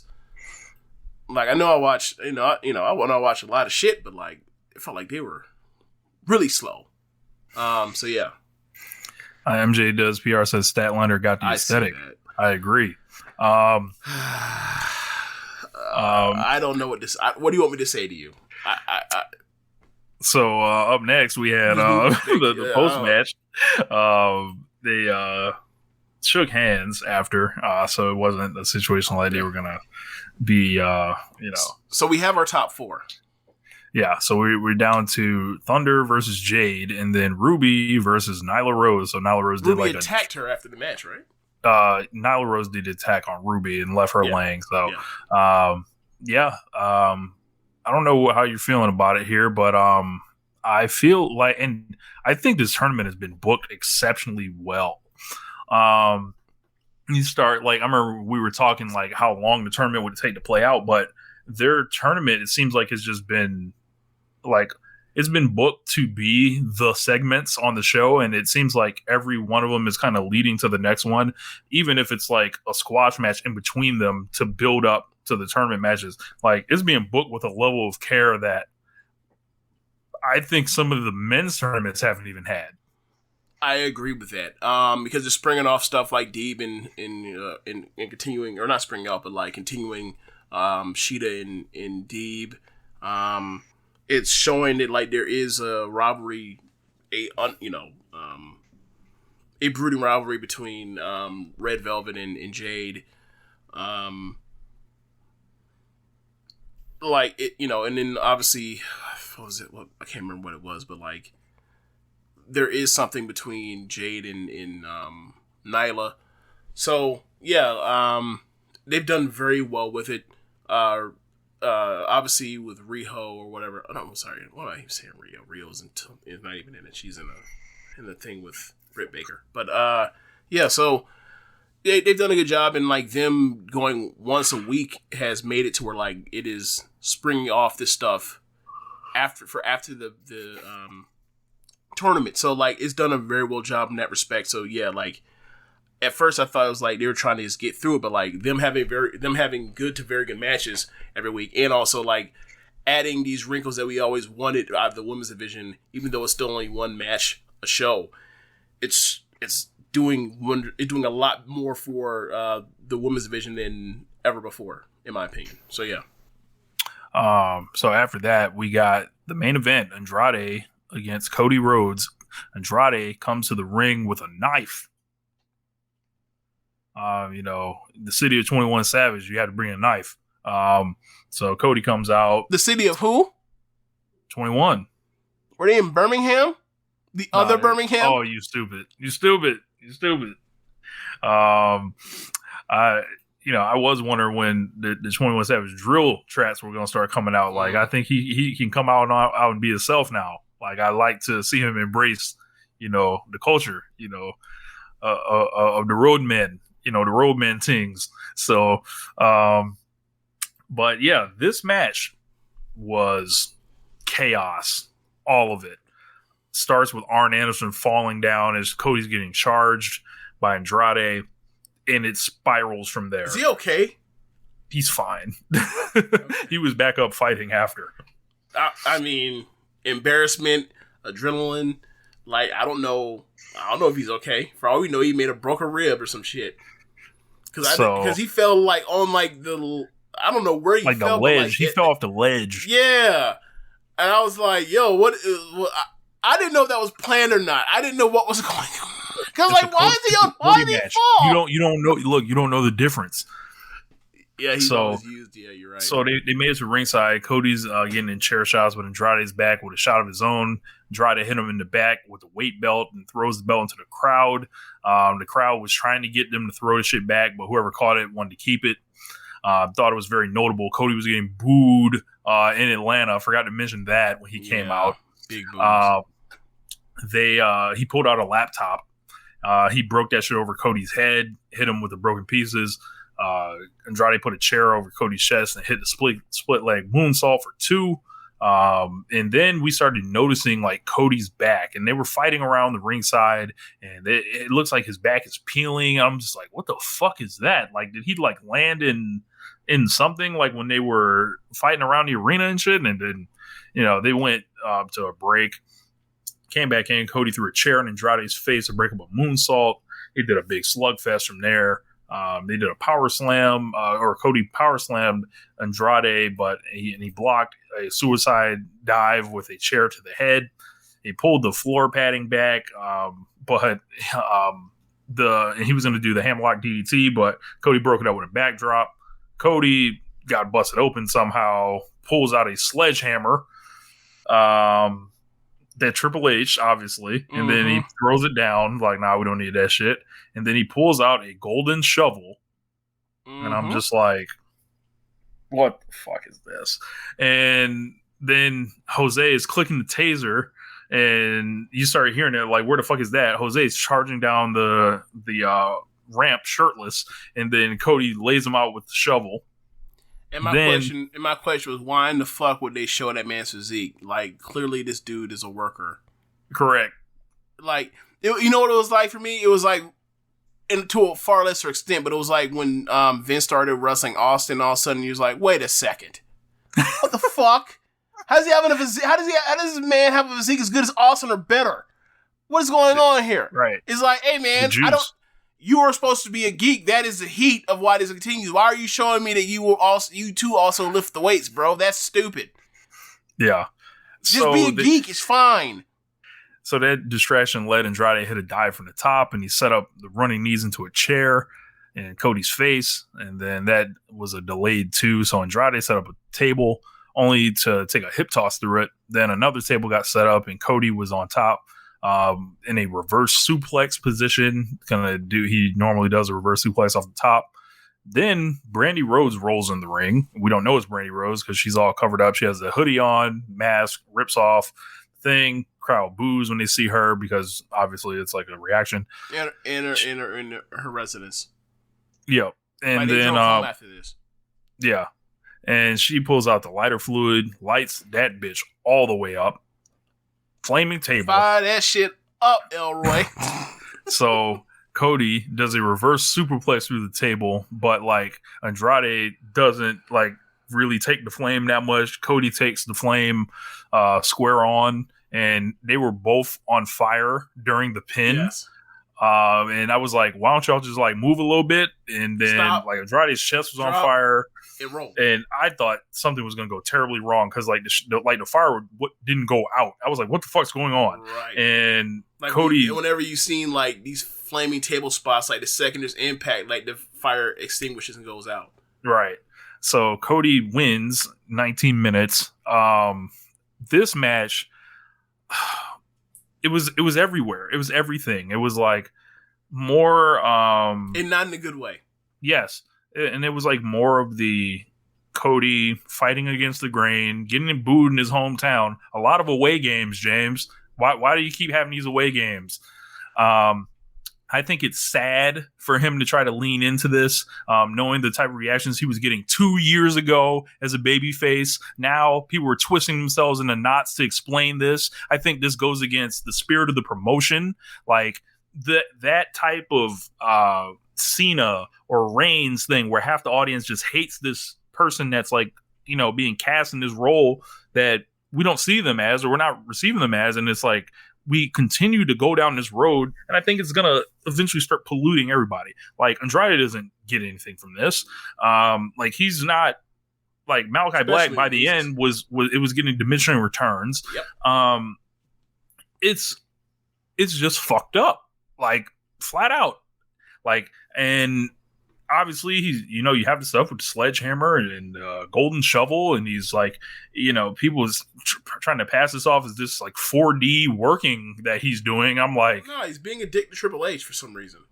Like, I don't know, man. Like the flaming table, and I'm like, obviously this violence didn't escalate to that. This shit just happened, and you file that under more shit that just happens in Cody Rhodes matches. You don't know, and it's just like, I'm really like I think I said this to Josh. This is like Cody's like 4th or 5th main event in like the last like 6 or 7 weeks or something like that, right? Mm-hmm. This shit didn't draw. And I was like, if you build this company like around Cody Rhodes, this company will die. And I don't know if I'm being hyperbolic when I say that, but at this point, you're not. Like, yeah, at this point, because, like, this is a self-fulfilling prophecy. We talked about this. If you book yourself like you're the gatekeeper for all the prelimers that are trying to make it to the mid-card, that means that you are a mid-carder. And once you put mid-carders at the top of the card, wrestling these guys like Andrade and Malachi, that with Malachi, he came in immediately like he got over off of Cody's ass, off of whooping Cody's ass. Then he had to keep fighting him. Yeah, and he had to give that back. And then like with Andrade, he didn't get over until them Pac matches. But once he got over. And then like he gets saddled with the Cody situation. I'm saying he got saddled with Cody. He got saddled with Cody's situation, and it's not ideal to be opposite of that. It's not.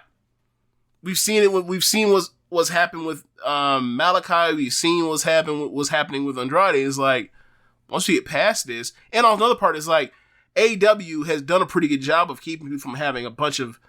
There are so many defined roles. There are rematches, and there are so many defined roles of people in this company. Yeah, and. Like with Cody in versus Andrade / Malachi, it's it's not nearly as bad as like a lot of the things Seth has done with like Ziggler, or when Seth was with Roman versus Jericho and Owens in 2016, where it's like, god damn, like they've done nothing but wrestle each other like 3 times in 4 weeks, like for 5 months or whatever else, and like it's not to that level. Like WWE does it, ODs it. But for AEW, it feels like, because like nobody wrestles each other that much in AEW, right? And it's like I want like FTR in or not Andrade. I want FTR like in Malachi and Andrade to like get the fuck away from like Death Triangle and Cody, like disperse. Like the fucking Dragon Balls after you make the wish to Shenron. Like, separate. Send them far away from each other, off to distant lands, off to different landscape. Put them away from each other. Like I feel like if you're a wrestler, way too much now, and they've had some of the matches have been great. Some of the matches have been the best matches in AEW. No, so it's not like it's a bad thing, but it's like, all right, now we're definitely now in the point of diminishing returns with this, as far as Cody with his with what's going on with him right now. So like, only thing he's gonna do is get more people messed up. So they got to get Cody somewhere else right now. And like, I think the him getting booed shit and still being a babyface is just, I think it's exhausting. I think it's like, I think it's detrimental to what the company was built on. Like people weren't like, when this man was getting 100% face reactions, nobody had to like come out here and try to explain anything. It was just like, don't you see like the reactions he's getting? Don't you see the promos he's cutting? And then like I said, it's sad like to see this like start happening with him. It's like, I don't know if he's in denial. I don't know if he's like trying to really just chase something that he isn't. Like, he wants to be John Cena. He wants to stick it to Triple H. Like, and you know, I love the shots. Like, I keep doing them, right? But like, make them good. Like, and to what end? Like, for what is the purpose of it? Like, I know he's telling the story of, and he's done this for a while now. Like, you go back to the Ellis Allen promo where he talked about how like all the wrestlers that were also bookers had this conflict of interest of booking themselves on top. That's why he did that stupid fucking stipulation at Jericho title match or title challenge. And then you go to him talking about like, you know, I thought about doing, you know, the he didn't say it like, but you know what he meant. Like I thought about, I had him in someone in a double underhook position. I thought about giving him the pedigree, but instead I did the Tiger Driver instead. And I don't want to break my covenant, my pact with the fans on, you know, and all that kind of stuff. And it's like, he's teasing that stuff with. It's like, we don't care about you that much. I do not care. Like, I do not care. For one, I think this pact that you have is fucking stupid because you should have never done it, dummy. And then two, like, if you stick up to it, great. You're a mid-carder. You're a mid-carder. That's what it is. That's it, bitches. Like, to quote Jeremy Donovan, that's it, bitches. Like, you wrestle and gatekept all the dudes for a year away from Jon Moxley, away from Adam Page, away from MJF, away from I almost said Johnny Gargano, away from Kenny Omega, not nowhere near CM Punk, not nowhere near Daniel Bryan. I almost called him Daniel Bryanson. That's really fucked up. Nowhere near Adam Cole. Like, that's it. You're done. Malachi came in and he looked like he could get to the top of AEW. That's how hot he was. Maybe he still can. He got to get the fuck away from Cody tonight. Immediately. Yeah. So that's kind of where we are right now. Like, he's a mid-carder. He booked himself to be a mid-carder. No, really, I think he thinks he's the Undertaker, really. I'm sorry, what? In what sense? He's the person that is the big guy away from the belt, like where you put people while they're not challenging for the world titles. Like, you can go play on the Cody Island, just like you can go play on the Undertaker Island and do all the gimmick matches with the Undertaker. Especially like okay, I get you mean. He's not. I think I don't know if he sees himself as that, but I think that's like the best case scenario of like what he can do. But he could have been. He is not. Yeah. Because he wrestled mid-carders for a full year. Lower mid-card and prelim guys for a full year. Like, he has nothing of value at all contributed to anything on pay-per-view this year. Obviously, he wasn't even on, or he was in that Face of the Revolution ladder match where he was taking up all the attention, faking he was injured. He was at Double or Nothing with Anthony Ogogo, killing the crowd. He was completely off of All Out, and All Out gets hailed as like one of the greatest pay-per-views of all time. No shock there. And then he's in like a tag match, team with Pac. Let's do this. Let's add the Arthur Ashe match. Okay, yeah, he wrestles Malachi Black, and then in a complete dissatisfied fashion where like this guy that's super fucking over in the building has to sneak him by spray mist and then hit him with a fucking a fucking inside cradle like he's fucking fucking in death like he's a clown. So yeah, and it's just right. Dog, like I don't get it. Like I hope he goes back to WWE at some point. Like I hope he leaves the promotion at some point. Like I know it'll never happen. Oh well, let me say this. Anything can happen, right?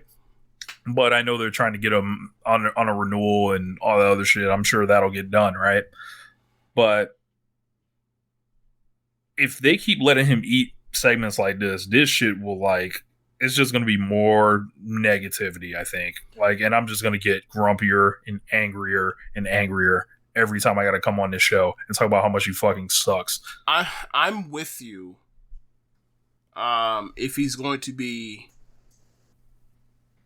in the matches that are considered the money for shows, if he goes back to the mid card where he's been for the past year or more, then fine. It's low level shit. Go out there and do it. I don't care.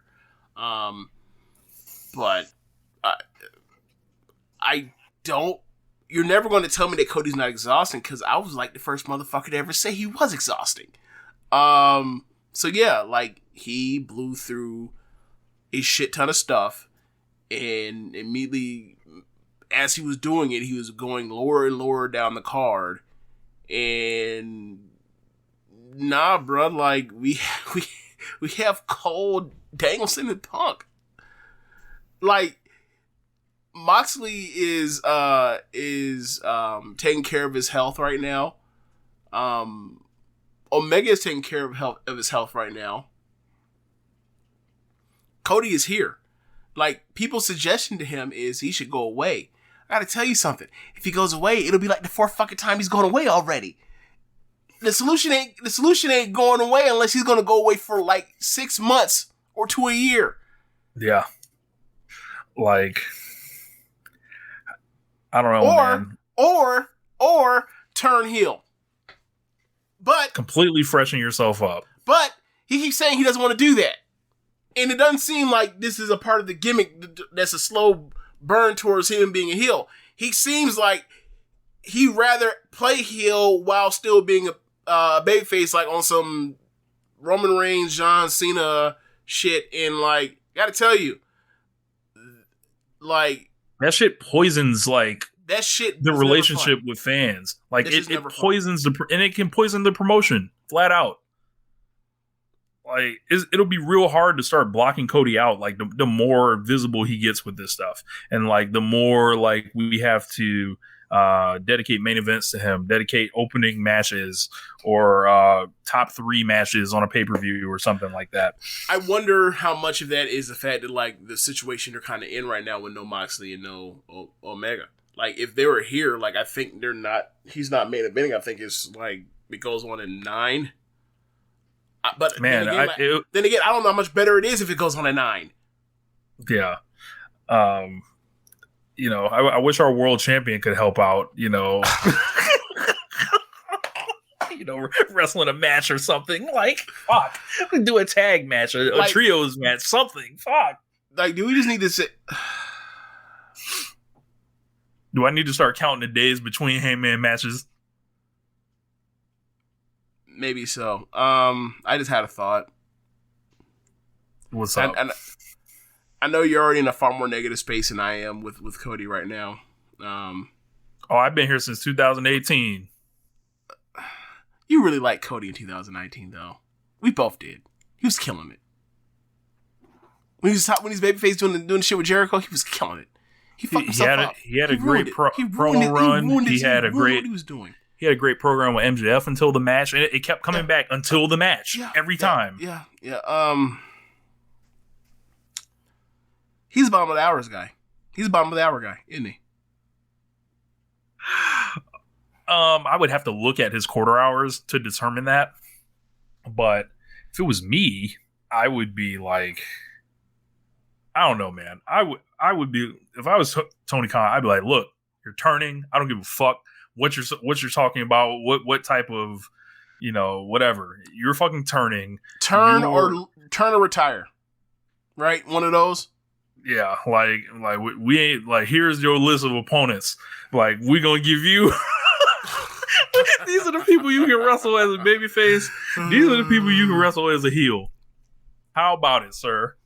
I'm like, hold on. This says I have to wrestle Matt Hardy on this bitch if I'm a babyface. Oh, all right, flip him. Dude, don't say that shit out. Can we shut down the Twitch and make sure that that shit don't hit. That shit don't possibly hit the idea TK table of Tony Khan, because that would be fucking horrendous at this point. Well, TK may be listening. Never know. Here's the thing, right? Matt Hardy and Cody think they could go out there and have a really good storytelling match. Maybe. No. I don't know. Not that they can. They both think they can, right? I would think so, yes. Yeah, Christian. Man, turn this.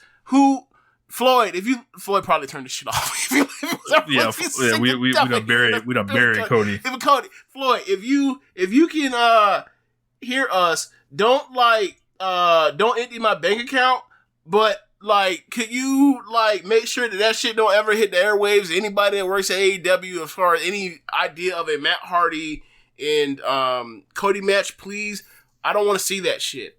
Please no. If you want to know my opinion, what I want to see Cody do, I want to see him fucking wrestle with no stupid shit in his matches. Because he's at the point now where his wrestling is beyond need for that shit, but he keeps relying on these stupid ass gimmicks. And hey, so much shit happened in this match. Flaming tables, Triple H this man has second degree burns, fighting in the crowd.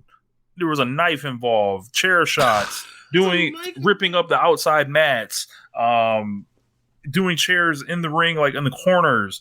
As I said, flaming table, so many gimmicks, so many ways to draw you away from the action. And they just have a street fight out of nowhere because Cody wants to top himself from the last time he was in Atlanta in the cage match. It's are we booking for moments? I fucking hope not. I don't know, man. Man, I think people are going to remember this show as far as damn, if shit starts going wrong or whatever, I think we'll always be able to look back at this audio and be hold on, but I just hope Moxley comes back refreshed, Kenny comes back refreshed, so we don't have to worry about this Cody guy trying to drag shit down and exhaust us all. Yeah, maybe. It's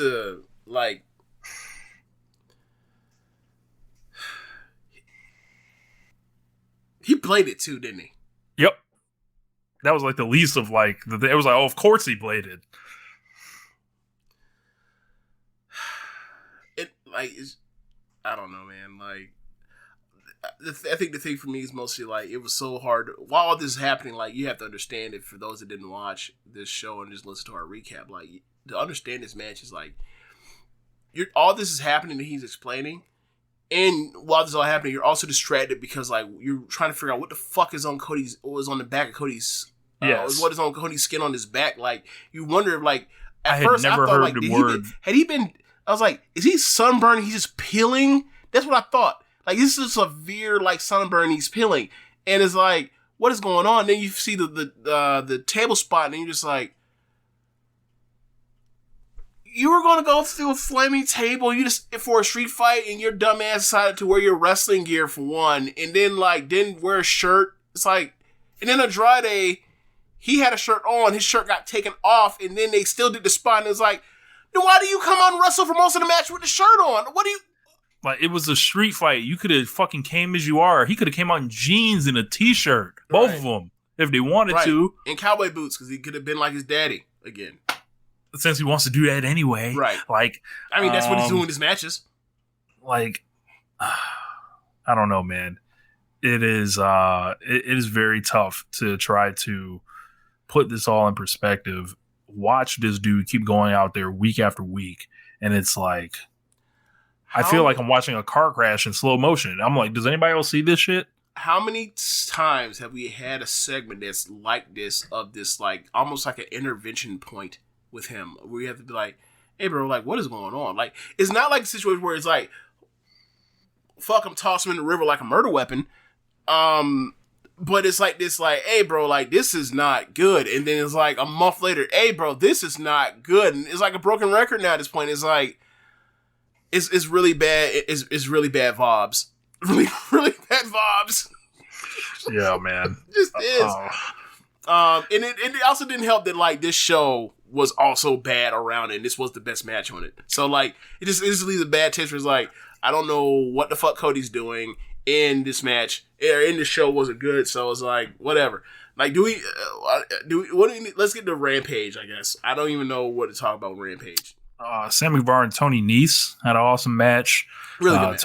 Tony Nese showed up in the all red, looking like Pyru. Fruits. Yeah. So, Tony Nese did his Tony Nese spots, like good athleticism, solid work around the ring, and flips and offense, and, looking like a pro.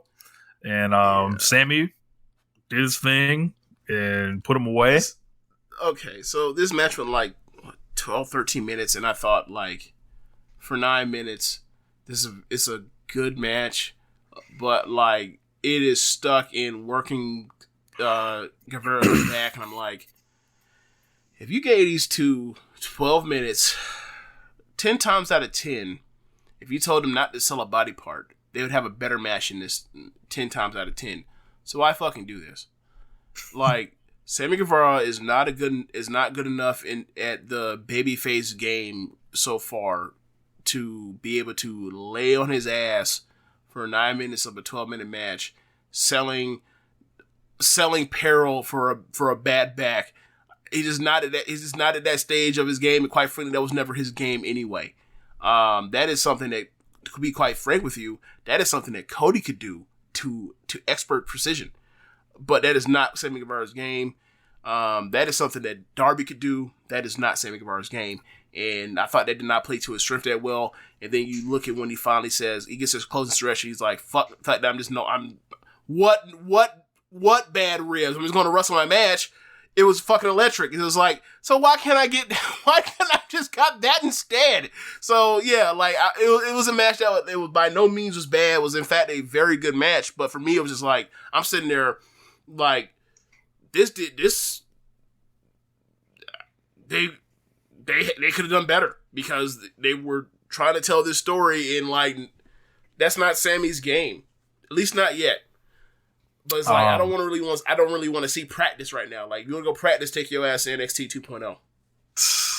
I am happy to see Tony Nese. I always have liked Tony Nese. He's a little dry personality wise, but he's very solid. I'd much rather watch him than Bobby Fish personally, but they have the same level of match. They'll stop this. Like, I think obviously Nese is a better athlete at this point, but like he's the premier athlete. Okay, I'm not going to dispute you. That is his nickname. But yeah, like I think more or less like their floor is basically the same. We had Jade in a squash over Janai Kai.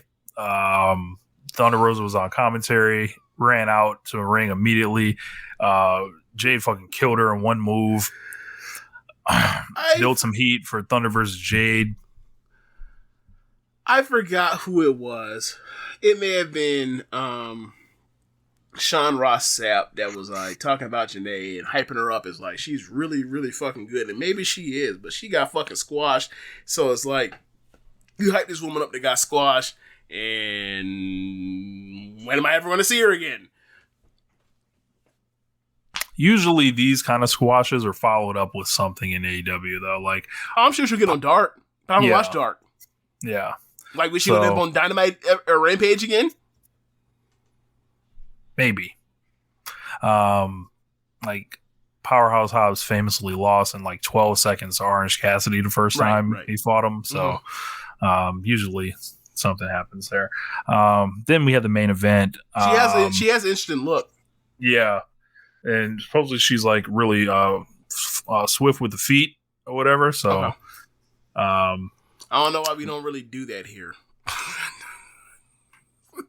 I don't know why like the female wrestling talent here like don't like the kick. Yeah, I don't know. Maybe I don't know what it is, but like I there are a lot of places that you can learn how to do that, and like you can become a really good wrestler if you start using your foots, not feet, foots.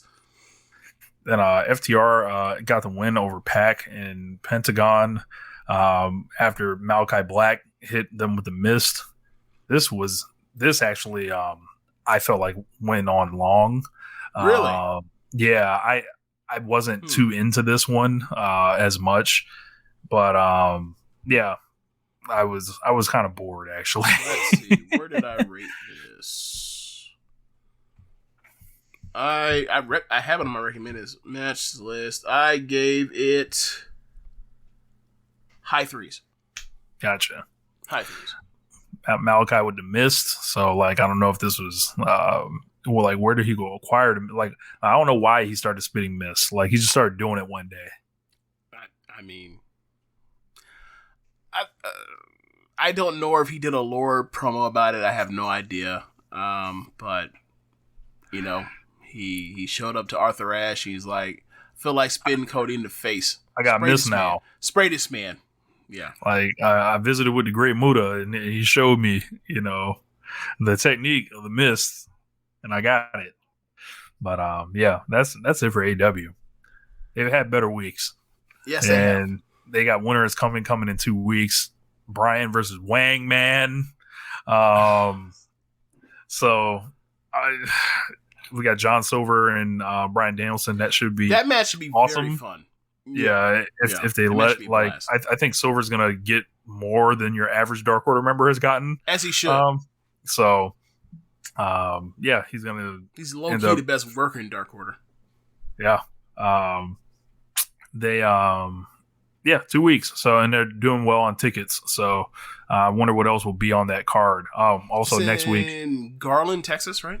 Yeah, next week Rocky Romero and Chucky T will be taking on the Bucks. The Bucks make their return to tag team action. The Bucks have been missed in the tag team ranks, so been a lot of FTR on our screens of late. So I like to see the actual team here. But yeah, man. Oh, I forgot to mention this, but now you mentioned because you brought up the Young Bucks.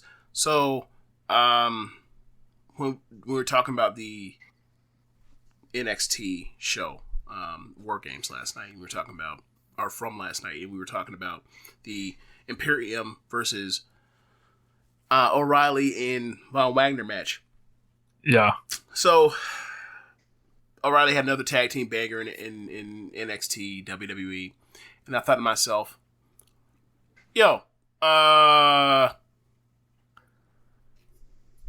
people talk about people downplay the Young Bucks and they throw out the Usos as an example for having a number of really good ass matches and in a few great matches in WWE's restricted play wrestling, and then that in itself is a success. But Kyle O'Reilly in a sandbag is a better tag team in WWE historically than the Usos as a big match, the big match deal. Would you disagree? So hold on, like Kyle O'Reilly and just insert wrestler value over replacement wrestler here. Okay, him and Bobby Fish. You want to pull that up for WWE, or you want to pull it, or do you want to pull that for WWE and then include the Red Dragon stuff in Ring of Honor? Oh, I would think they smoke them. They do. Do you remember 2018? Do you remember 2018 Undisputed him and Roddy? Oh, the Usos as good as hell? Fuck no. Okay. It had a 4.5-star match with a motherfucker that might have like 30 career matches. Yeah. How many 4.5-star matches do the Usos have? 4? 3? Maybe 3, 4, maybe. Okay, then. Uh-oh. Someone will not like this when they hear it. That's fine. You pull up your 5 best Usos matches. I'll pull up my 5 best WWE Kyle O'Reilly matches in a tag team form, and we can talk about it, because like I don't recall the Usos ever having a 5-star match of the year match on fucking television. Man, you bring up some good points. So what you're saying is, like, before we even like got to talk about the Young Bucks, can y'all like jump just Kyle O'Reilly by himself? Is that what we're getting at here? That's kind of like he has literally like 3 guys he's teamed up with that. I mean, well, not 3. I'm gonna say 2. 3 is throwing out like, 'cause he had that one match. That's. I was getting the point of my point across is like, this man does this with, at this point, literally anyone. Even you know, may be able to team like that. Remember when Bomani said the Miami Heat would have or Levitar said the Miami Heat like have the who's the point guard night? Yeah, like it might be you. It helps on the salary cap. Yeah. Yes. You know, who's Kyle O'Reilly's partner? It might be you. Like yeah, like all of a sudden, like, you know, ticket numbers for a raffle, and all of a sudden the spotlight shows them on you, and you're like, oh shit, Floyd Johnson will be teaming with Kyle O'Reilly. So yeah, or look, Kyle, Florida fan, he might end up being there with O'Reilly. Kyle. Yeah, Brock Lesnar guy, West Side Gun, Tiffany. Get your ass out there and go team one of the great tag performers in this country's history. Yeah. Go do that. Get you a classic. Ring. Get in the ring. Get on cage match. You know. Get yourself a recommended match. Get yourself a match guy, bitch. Yes. Get on grapple. Get in the Observer. Oh my God. No, yeah, I ain't got nothing else. But I guess it's time to just hit the music, James. Okay.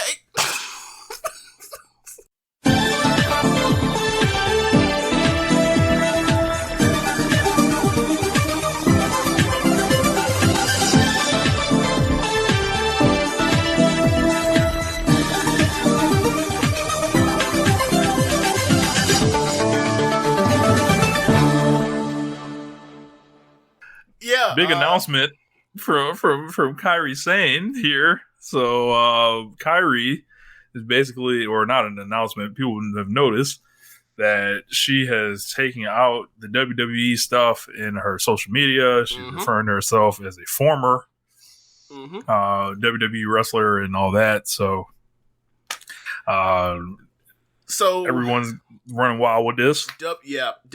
Stardom today,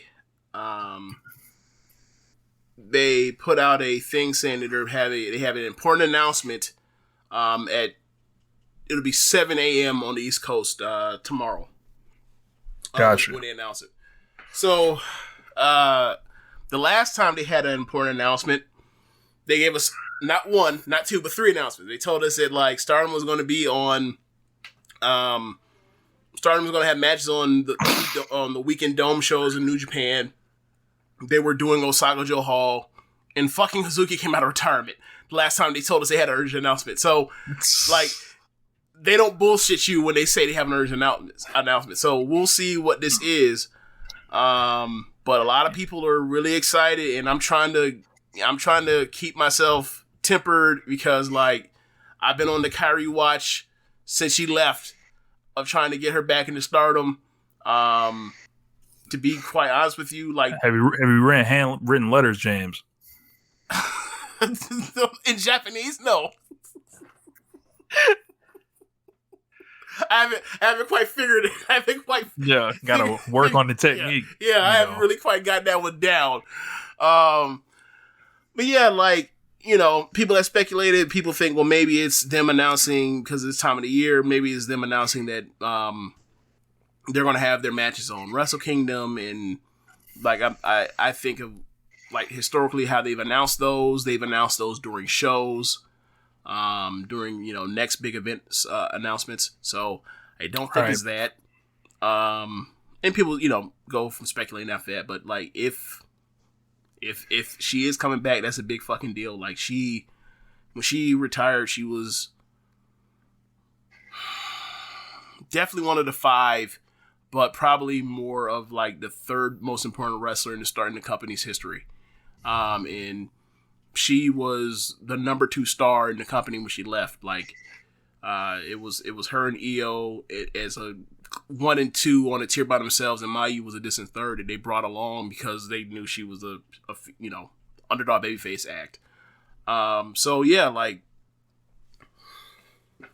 she comes back is a big deal. Like, she's super fucking talented, and the roster that she left is not the roster that she will be returning to. Like this, like. When she left, Hazuki was 19, 20. Azumi was like 15. Kid was 16. Mama was 17. And was like, you know, fresh off the operating table with a torn ACL. Like, this is a whole different breed animal that Stardom is in, and like she has the opportunity to, if she wants to and wants to wrestle like she was when she was at her peak in Stardom in like 2017, 16, 17, like she could do some real damage with just about anyone. Like, it's been so long that you forget how good she was when she was at her peak in Stardom, but like the stuff I've seen of her, like she's better than Tam. I still think to this day, like, she was better than Tam right now.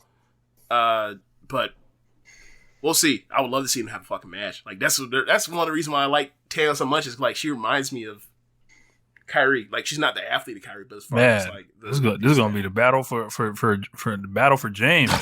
You know, we get Kyrie versus Tam. Like who you with?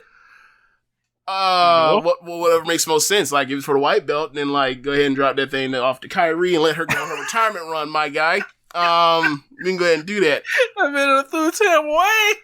I don't mean it like that. I'm just saying like what makes most sense for business. Like, whose side is he on? You can put. He's stupid as shit. You know. I just this is like when Brian Danielson came in to fight Kenny. You know, for me, it's like, hold on, man. You know, let's think about this here. You know, I'm just saying, like, there are matches that she could have with people that, like, there's obviously a Mayu match that could be big. There's, you know, and I don't think that she comes back and like she like wrestles the brutal 100 show schedule. No. But like, I think she could do, you know, like, you know, maybe 1 or 2 matches a month, that sort of thing. I want the Kyrie and Starlight Kid match or Azumi. That would be, there's time for that. We can get this done. God, as if I worked there, right? We get this done. Zach in the comments, can't wait for that Kyrie Natsuko match. look, man, here you go with this negative shit. Hey, man, like, take your ass to sleep, Zach. Like, you know this negative shit. Like, that's cool. What, she tore ACL on. What would that be? On the July 4th show. So, like she's defied medicine and made it back. And attacks Kyrie the day she comes back. If she comes back in 8 months, that means that she'll be back in in a couple months. So we got some time where we can have some real fun before that happens. We can get some stuff really popped off. And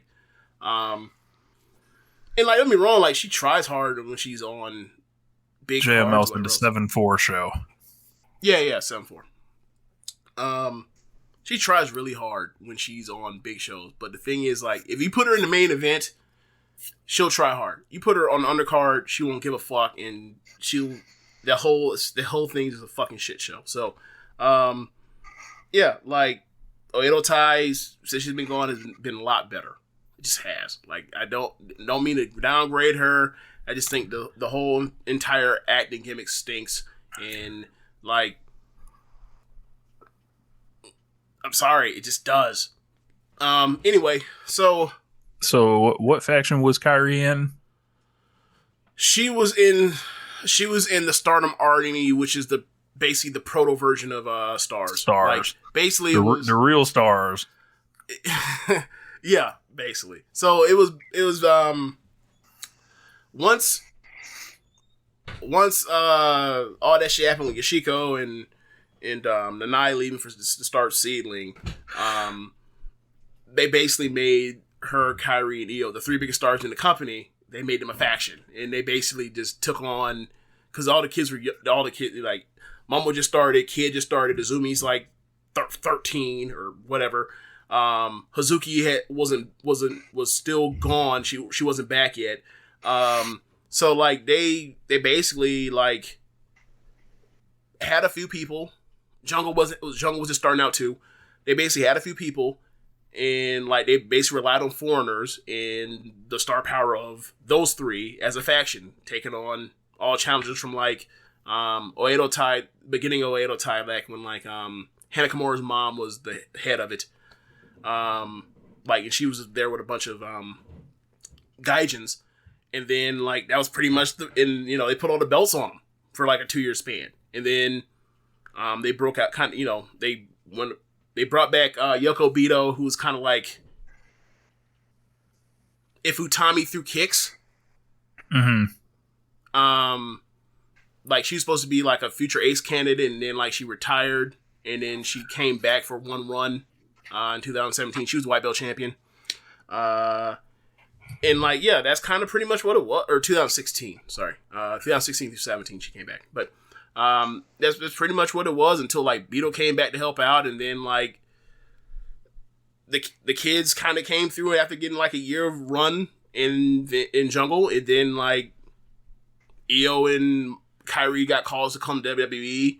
Io had to stick around for another year because of her neck, and that gave them enough time to transition over to making Mayu the ace in theory, and then and then having Io put over Mayu on the way out after a year with Queen's Quest. So the company probably doesn't exist if they both leave at the same time in 2017. Mm-hmm. But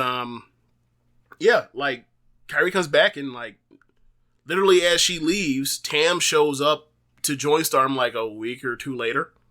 They totally miss each other. So ships in the night.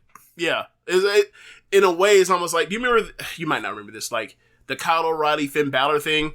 He was when they were building towards that match they had, that crazy match classic they had 2020. He was I get to New Japan. As he leaves New Japan, I get to New Japan. As I get to NXT, he leaves NXT, and now he's here, and I'm finna fuck him up. So it's not quite that because there's no heat or anything like that, but there's a story there as far as I kind of fulfill over long term. I fulfilled the role that you had. So anyway, look, this is the battle for James. I don't care what they talking about. This is way more compelling. See where the allegiance lies. You know, our allegiance lies. You know, who you rooting for? Oh man, one of the so now it's a fight between like two of the best baby faces I've ever seen, huh? Yep. Mm. Also Konami, I think she did an announcement where she's going to be stepping away. I don't know if this relates to why she was out before, or not. But so apparently she's been having troubles with like enteritis related stuff with her GI stuff for like the last 2 years, and you know she missed about a month or two. And she came back, and she's been wrestling ever since she's been back. So it's been about 2-3 weeks. And she's been wrestling. She's at the level she's kind of always wrestled at, where you know her floor in the good matches with you know, in the match is like 3.5. And you know she's wrestling Julia in a singles match, special singles match on the Sumo Hall show. And then after that, she's going to take a break, but she does plan on coming back, and coming back to Stardom. So, it stinks. Like, I've always, like, early on, I took a quick liking to Konami, when she came into Stardom, because, like, she was, after she got drafted, or she started, when I first saw her, like, she was in Queen's Quest, and Queen's Quest was, like, loaded with, like, B and Azumi and Momo and Utami, and she was like the number 3, and she ended up getting split up in the draft to do TCS with Jungle and Hannah, who aren't in the company anymore, but like they were a fun team, and like it felt like they had like 3 2s, like 3 people that all should be the number 2 people in a faction. So like they were like as a trios, I thought they were really cool, and then Jungle Konami, it was like a hammer and a chisel as a tag team. Like someone so precise with his power wrestler. And then turn heel on Jungle, and then Jungle tore ACL at the very next show. So like never got like what that could have been. It's almost like that match was cursed because like Jungle got separated her shoulder like right before that was supposed to be the last match of the 2019 Grand Prix. Their last match on that show, like the final anyway. So she had to miss out on that. So like Jungle never comes back, and Konami was kind of like just okay with just like being in a faction, like not being because she's not like exactly. I think a lot of people get categorize her as like not charismatic. But like, how charismatic you gotta be when you're a fucking killer.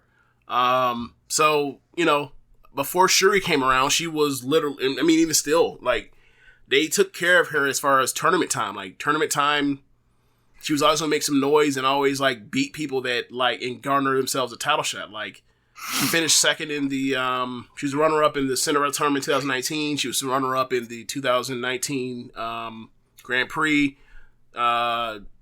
2020, she beat Julia for a white belt title shot. She got it. She lost. This year, she beat Takumi. She beat Shuri. She beat Utami all in the Grand Prix. And like that was going to lead to a red belt match at some point. But you know, SWA thing happened. She ended up losing that. You know, she's somebody that I really enjoyed. Is like they treated her as like she is that team in the NFL playoffs where it's like, damn, they got a real good run game and a real good defense. So you don't want to face them in the cold. Like you don't want no parts with her.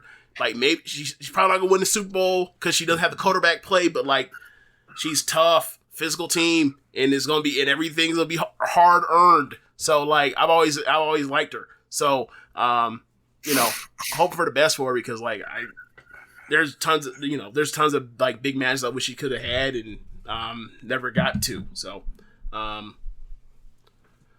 we'll see.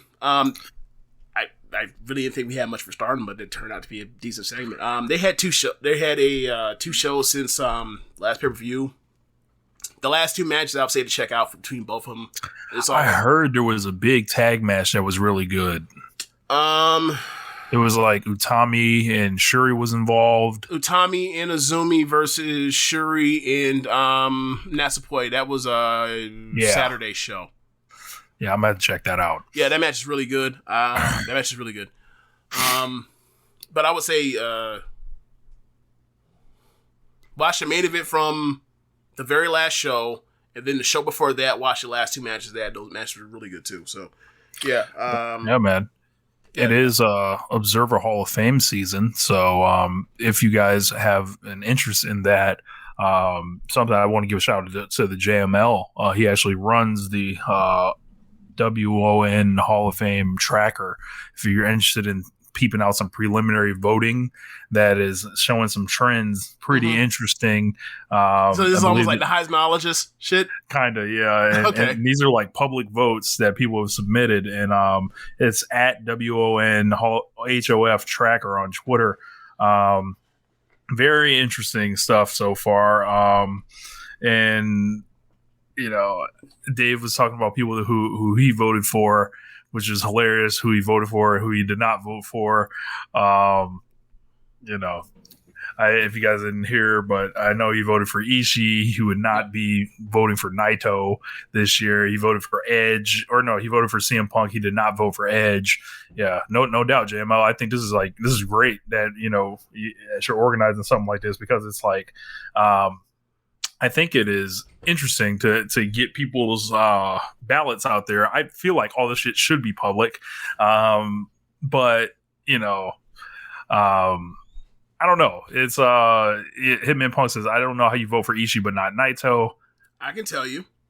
Like, I'll tell you this. Like, Ishii's like, I feel like Ishii's like, I don't want to say double the great wrestler Naito is, because Naito is a great wrestler himself, right?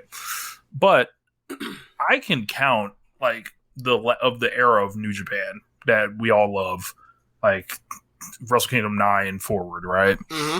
Even before that. How many times was we coming away saying Naito had the match of the night? Naito was the star of the show.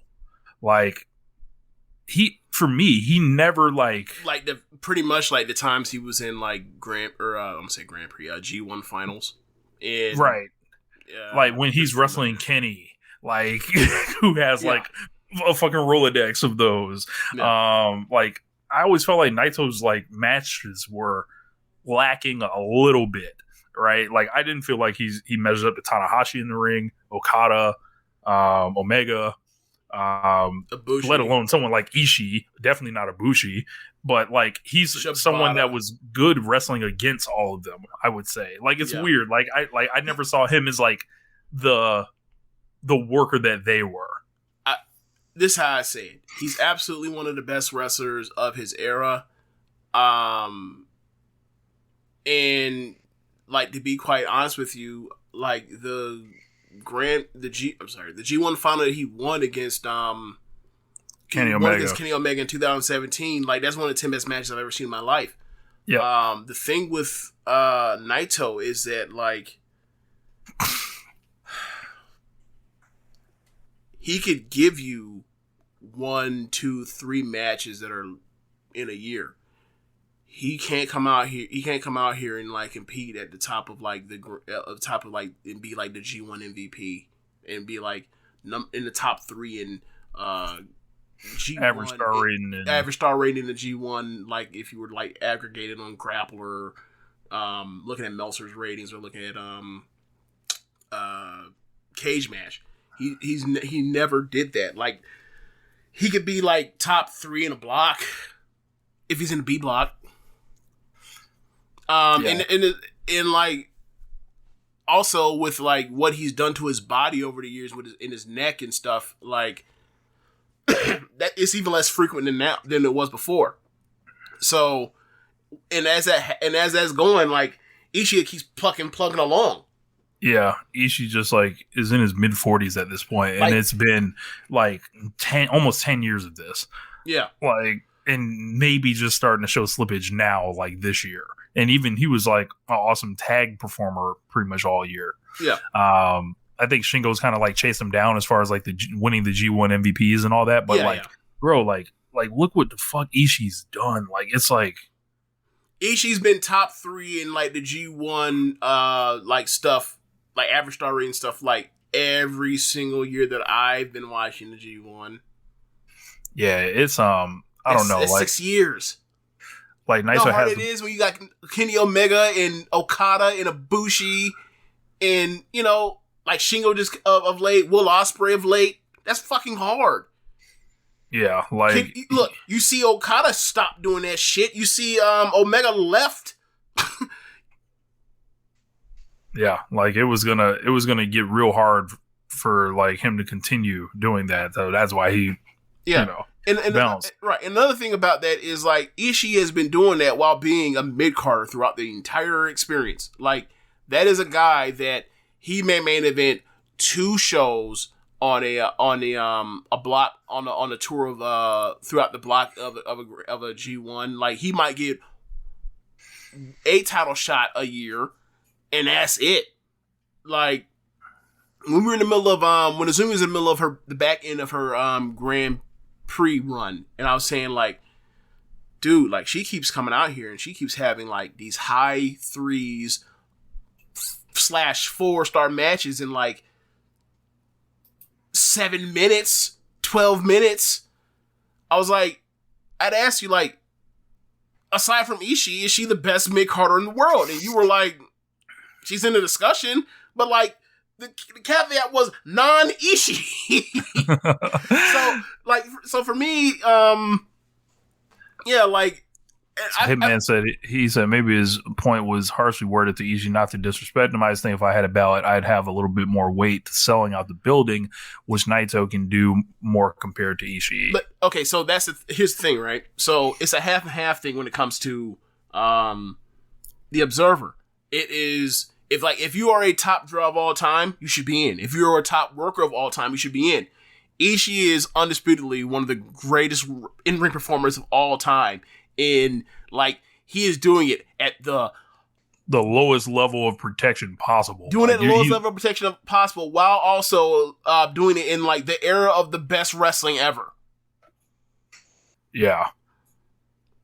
Like it ain't gonna be too many. Like there's gonna be. I think it's a little bit easier to find a great draw. I don't know.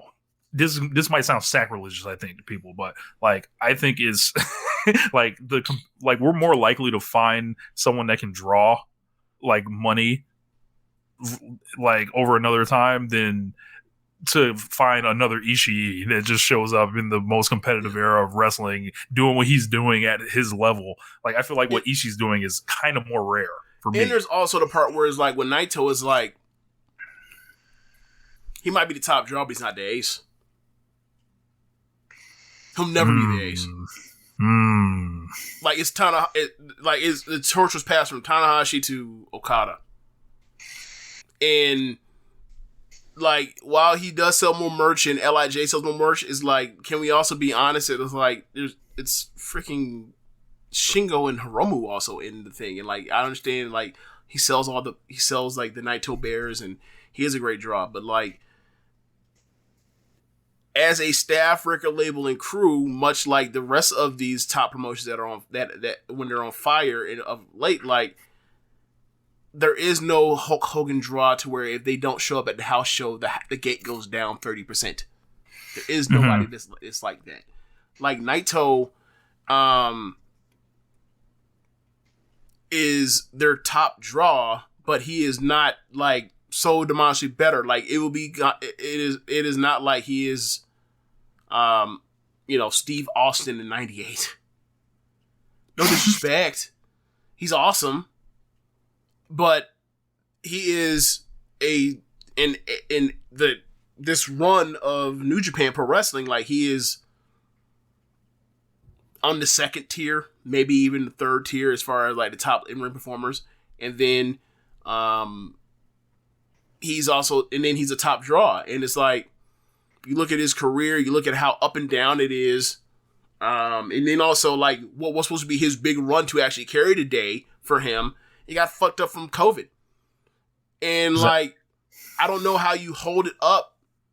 I wouldn't hold it. I don't hold that against him, but I also can't count it as, oh yeah, like, because the only thing we have as a data point is we know he did well in the one thing with Kenta, A New Beginning. That's the one thing we know. But everything else went to shit, and then, like, he's in there doing these title programs with Evil, and, like, they're the worst of New Japan of the era. Yeah, it's bad on the main event level. Yeah. And I don't know. It's tough for him. Like, I think he's gonna have trouble going in before Ibushi at this rate. I think Meltzer kind of intimated that on audio, and, like, I don't know. For me personally, if I had a ballot, because I don't really have much of a much for, like, wrestling before 1992, before my lifetime. So I like. Any of these old time candidates, I would not vote for unless, like, I did research. So, like, I'm looking at the people that, like, I saw my own two eyes, and, like, my ballot, sure, I'd vote for Naito and Ibushi. But, same. I'm saying if I had they're going to get in eventually. They're just not going to get in right now. Yeah. I think it's going to be. I think there's going to be a lot of crying. I think I might have to order some of the LIJ box tissues to hand out on Twitter. And it's funny because, like, I feel like the last 2-3 years, we around this time of the year, we say this thing, like, I'd vote for Naito and Ibushi. I don't think they're getting in right now, though. Yeah. I guess I'll have to mail out some of the LIJ box tissue and help the merch sales with that. You know, maybe that can speed up the process and heal those wounds that are being created here. But you know, I'm glad. I'm glad Kenny went in already.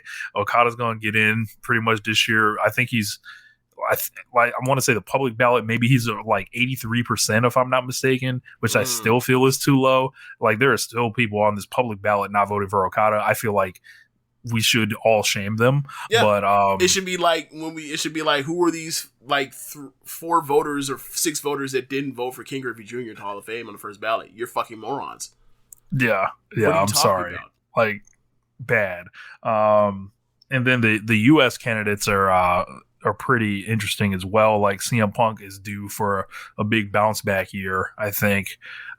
He's probably going to see a massive jump. I don't know if he'll get in, but if he gets in the 50s, he gets in the 50s this year, he's going in next year for sure. I think a lot of people are like, we want to give him one more year. But I don't know. I think if I had a vote, I would be on the fence with CM Punk. Like, I would lean towards yes. Like, if you had a gun to my head, I'd say yes, I'll vote for him. Mm-hmm.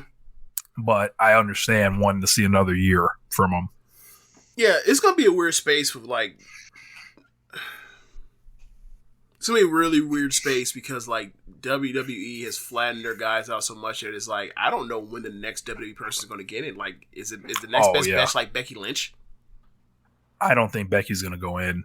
I think Sasha is going to have the best case out of all the 4 horsewomen.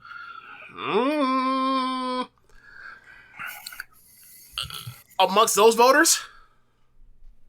Maybe. Because it's journalists, it's former wrestlers, it is current wrestlers, and I forgot who else does it, but, like, I think Sasha is going to have the best chance. WWE's flattened out, like, a lot of their shit. Like, Seth Rollins is going on the ballot this year. He's going to fall off the ballot. It's gonna be a rude awakening, I think. Like, Roman's gonna have a big jump this year. No, Roman's not on the ballot this year. Oh, he got dropped last year. Okay, yeah. So, this run has been Roman's best run of television or whatever, but I feel like it's not enough. I'm saying, like, he's not going to get in the next couple years, but it's going to be one of those where, like, people are going to look up, like, in 5, 10, 15 years and they'll be like, wait a second, what? Like, are we really just going to, there's going to become a bull or a come to Jesus moment where we're all going to look around and be like, wait, nobody from WWE is ever going to get again. Like, you go to WWE and you're never going to WWE Hall of Fame. You're going to go to the number one most profitable wrestling promotion in the world that makes the most money off of pro wrestling, and like no one's ever going to get in again because the booker's a fucking moron, or not a fucking moron, but like can't book for shit anymore. That's gonna be a hard ask for people in the future. That's gonna be a real hard ask for people in the future. This might be a next generational thing. Like once Meltzer, maybe not long with us, and we'll see however long this still lasts if and when he's gone. But like, if this continues forever, yeah, like they're gonna have. It's hard to track who's doing what for business there, and it is. It's just the wrestling is what the wrestling is at this point. That's like true. As far as like determining who the workers are, that's true. It's like they don't want them to. It's just shit great wrestling. Be legendary, like they don't want them to go up like that. But it all is really interesting. Of course, there's like more your historical candidates. Like I definitely always bang the drum for JYD, and like I'm always going to do that. If you read King of New Orleans, like you tell me that's not a Observer Hall of Famer. I don't know. How long was he? How long was his peak? I want to say like 4 years, if I'm not mistaken. That's about how short it can be to make it work. Like you look at how long some of the best stuff lasts. That's probably about it. Like, so I don't know, man. But yeah, I guess that's a good place to leave it. Yeah. All right, y'all. Thanks for listening. Those that are listening from the podcast, if you feel so inclined to want to watch us live when we do these, we do this on Twitch at Rich Lotta TV. Also, donations, gifts, tax write-offs. Go to our red circle and drop us off with a donation. Also check out ProWrestlingTees.com/Social Suplex. Pick up some donations,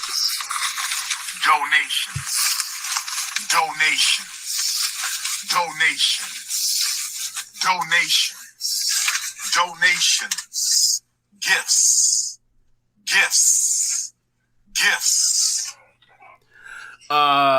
Check out ProWrestlingTees.com/Social Suplex and pick up some official Social Suplex Network merchandise.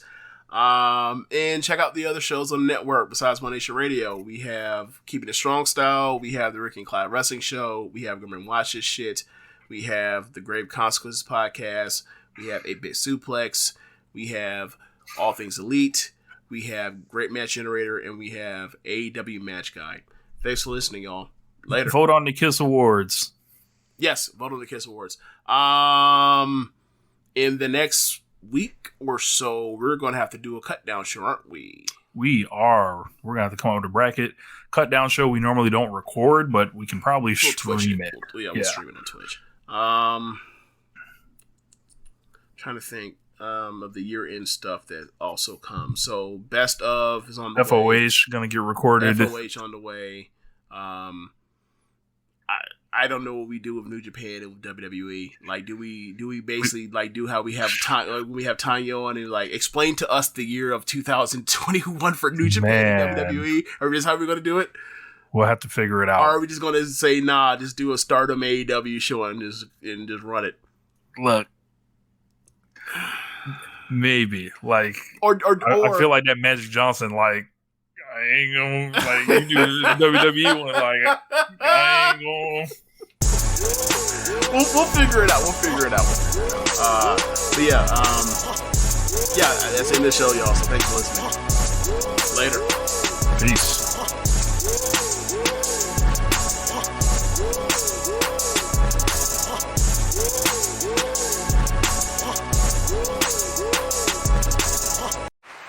Hear that? Is that America cheering or a sausage patty sizzling to perfection. It's time to cheer for Egg McMuffin and fresh cracked eggs at McDonald's. It's time to wake up to the aroma of freshly baked biscuits and treat yourself to a real honest-to-goodness morning meal. Breakfast, it's on at McDonald's. Now get any breakfast sandwich for just $2. Available only through the app. Mobile order and pay available at participating McDonald's. McD app download and registration required. More than 1 in 3 people will face cancer in their lifetime. Unfortunately, fear can stop you from getting your cancer screening, but it won't stop cancer. Early detection can save your life. Don't wait for symptoms to appear to act. Cancer screening is safe, effective, and accessible for everyone, including free or low-cost screening programs. Go to cancerscreeninfo.com right now for free screening resources and recommendations from the American Cancer Society. Don't wait. Early detection can save your life. Go to cancerscreeninfo.com today. cancerscreeninfo.com.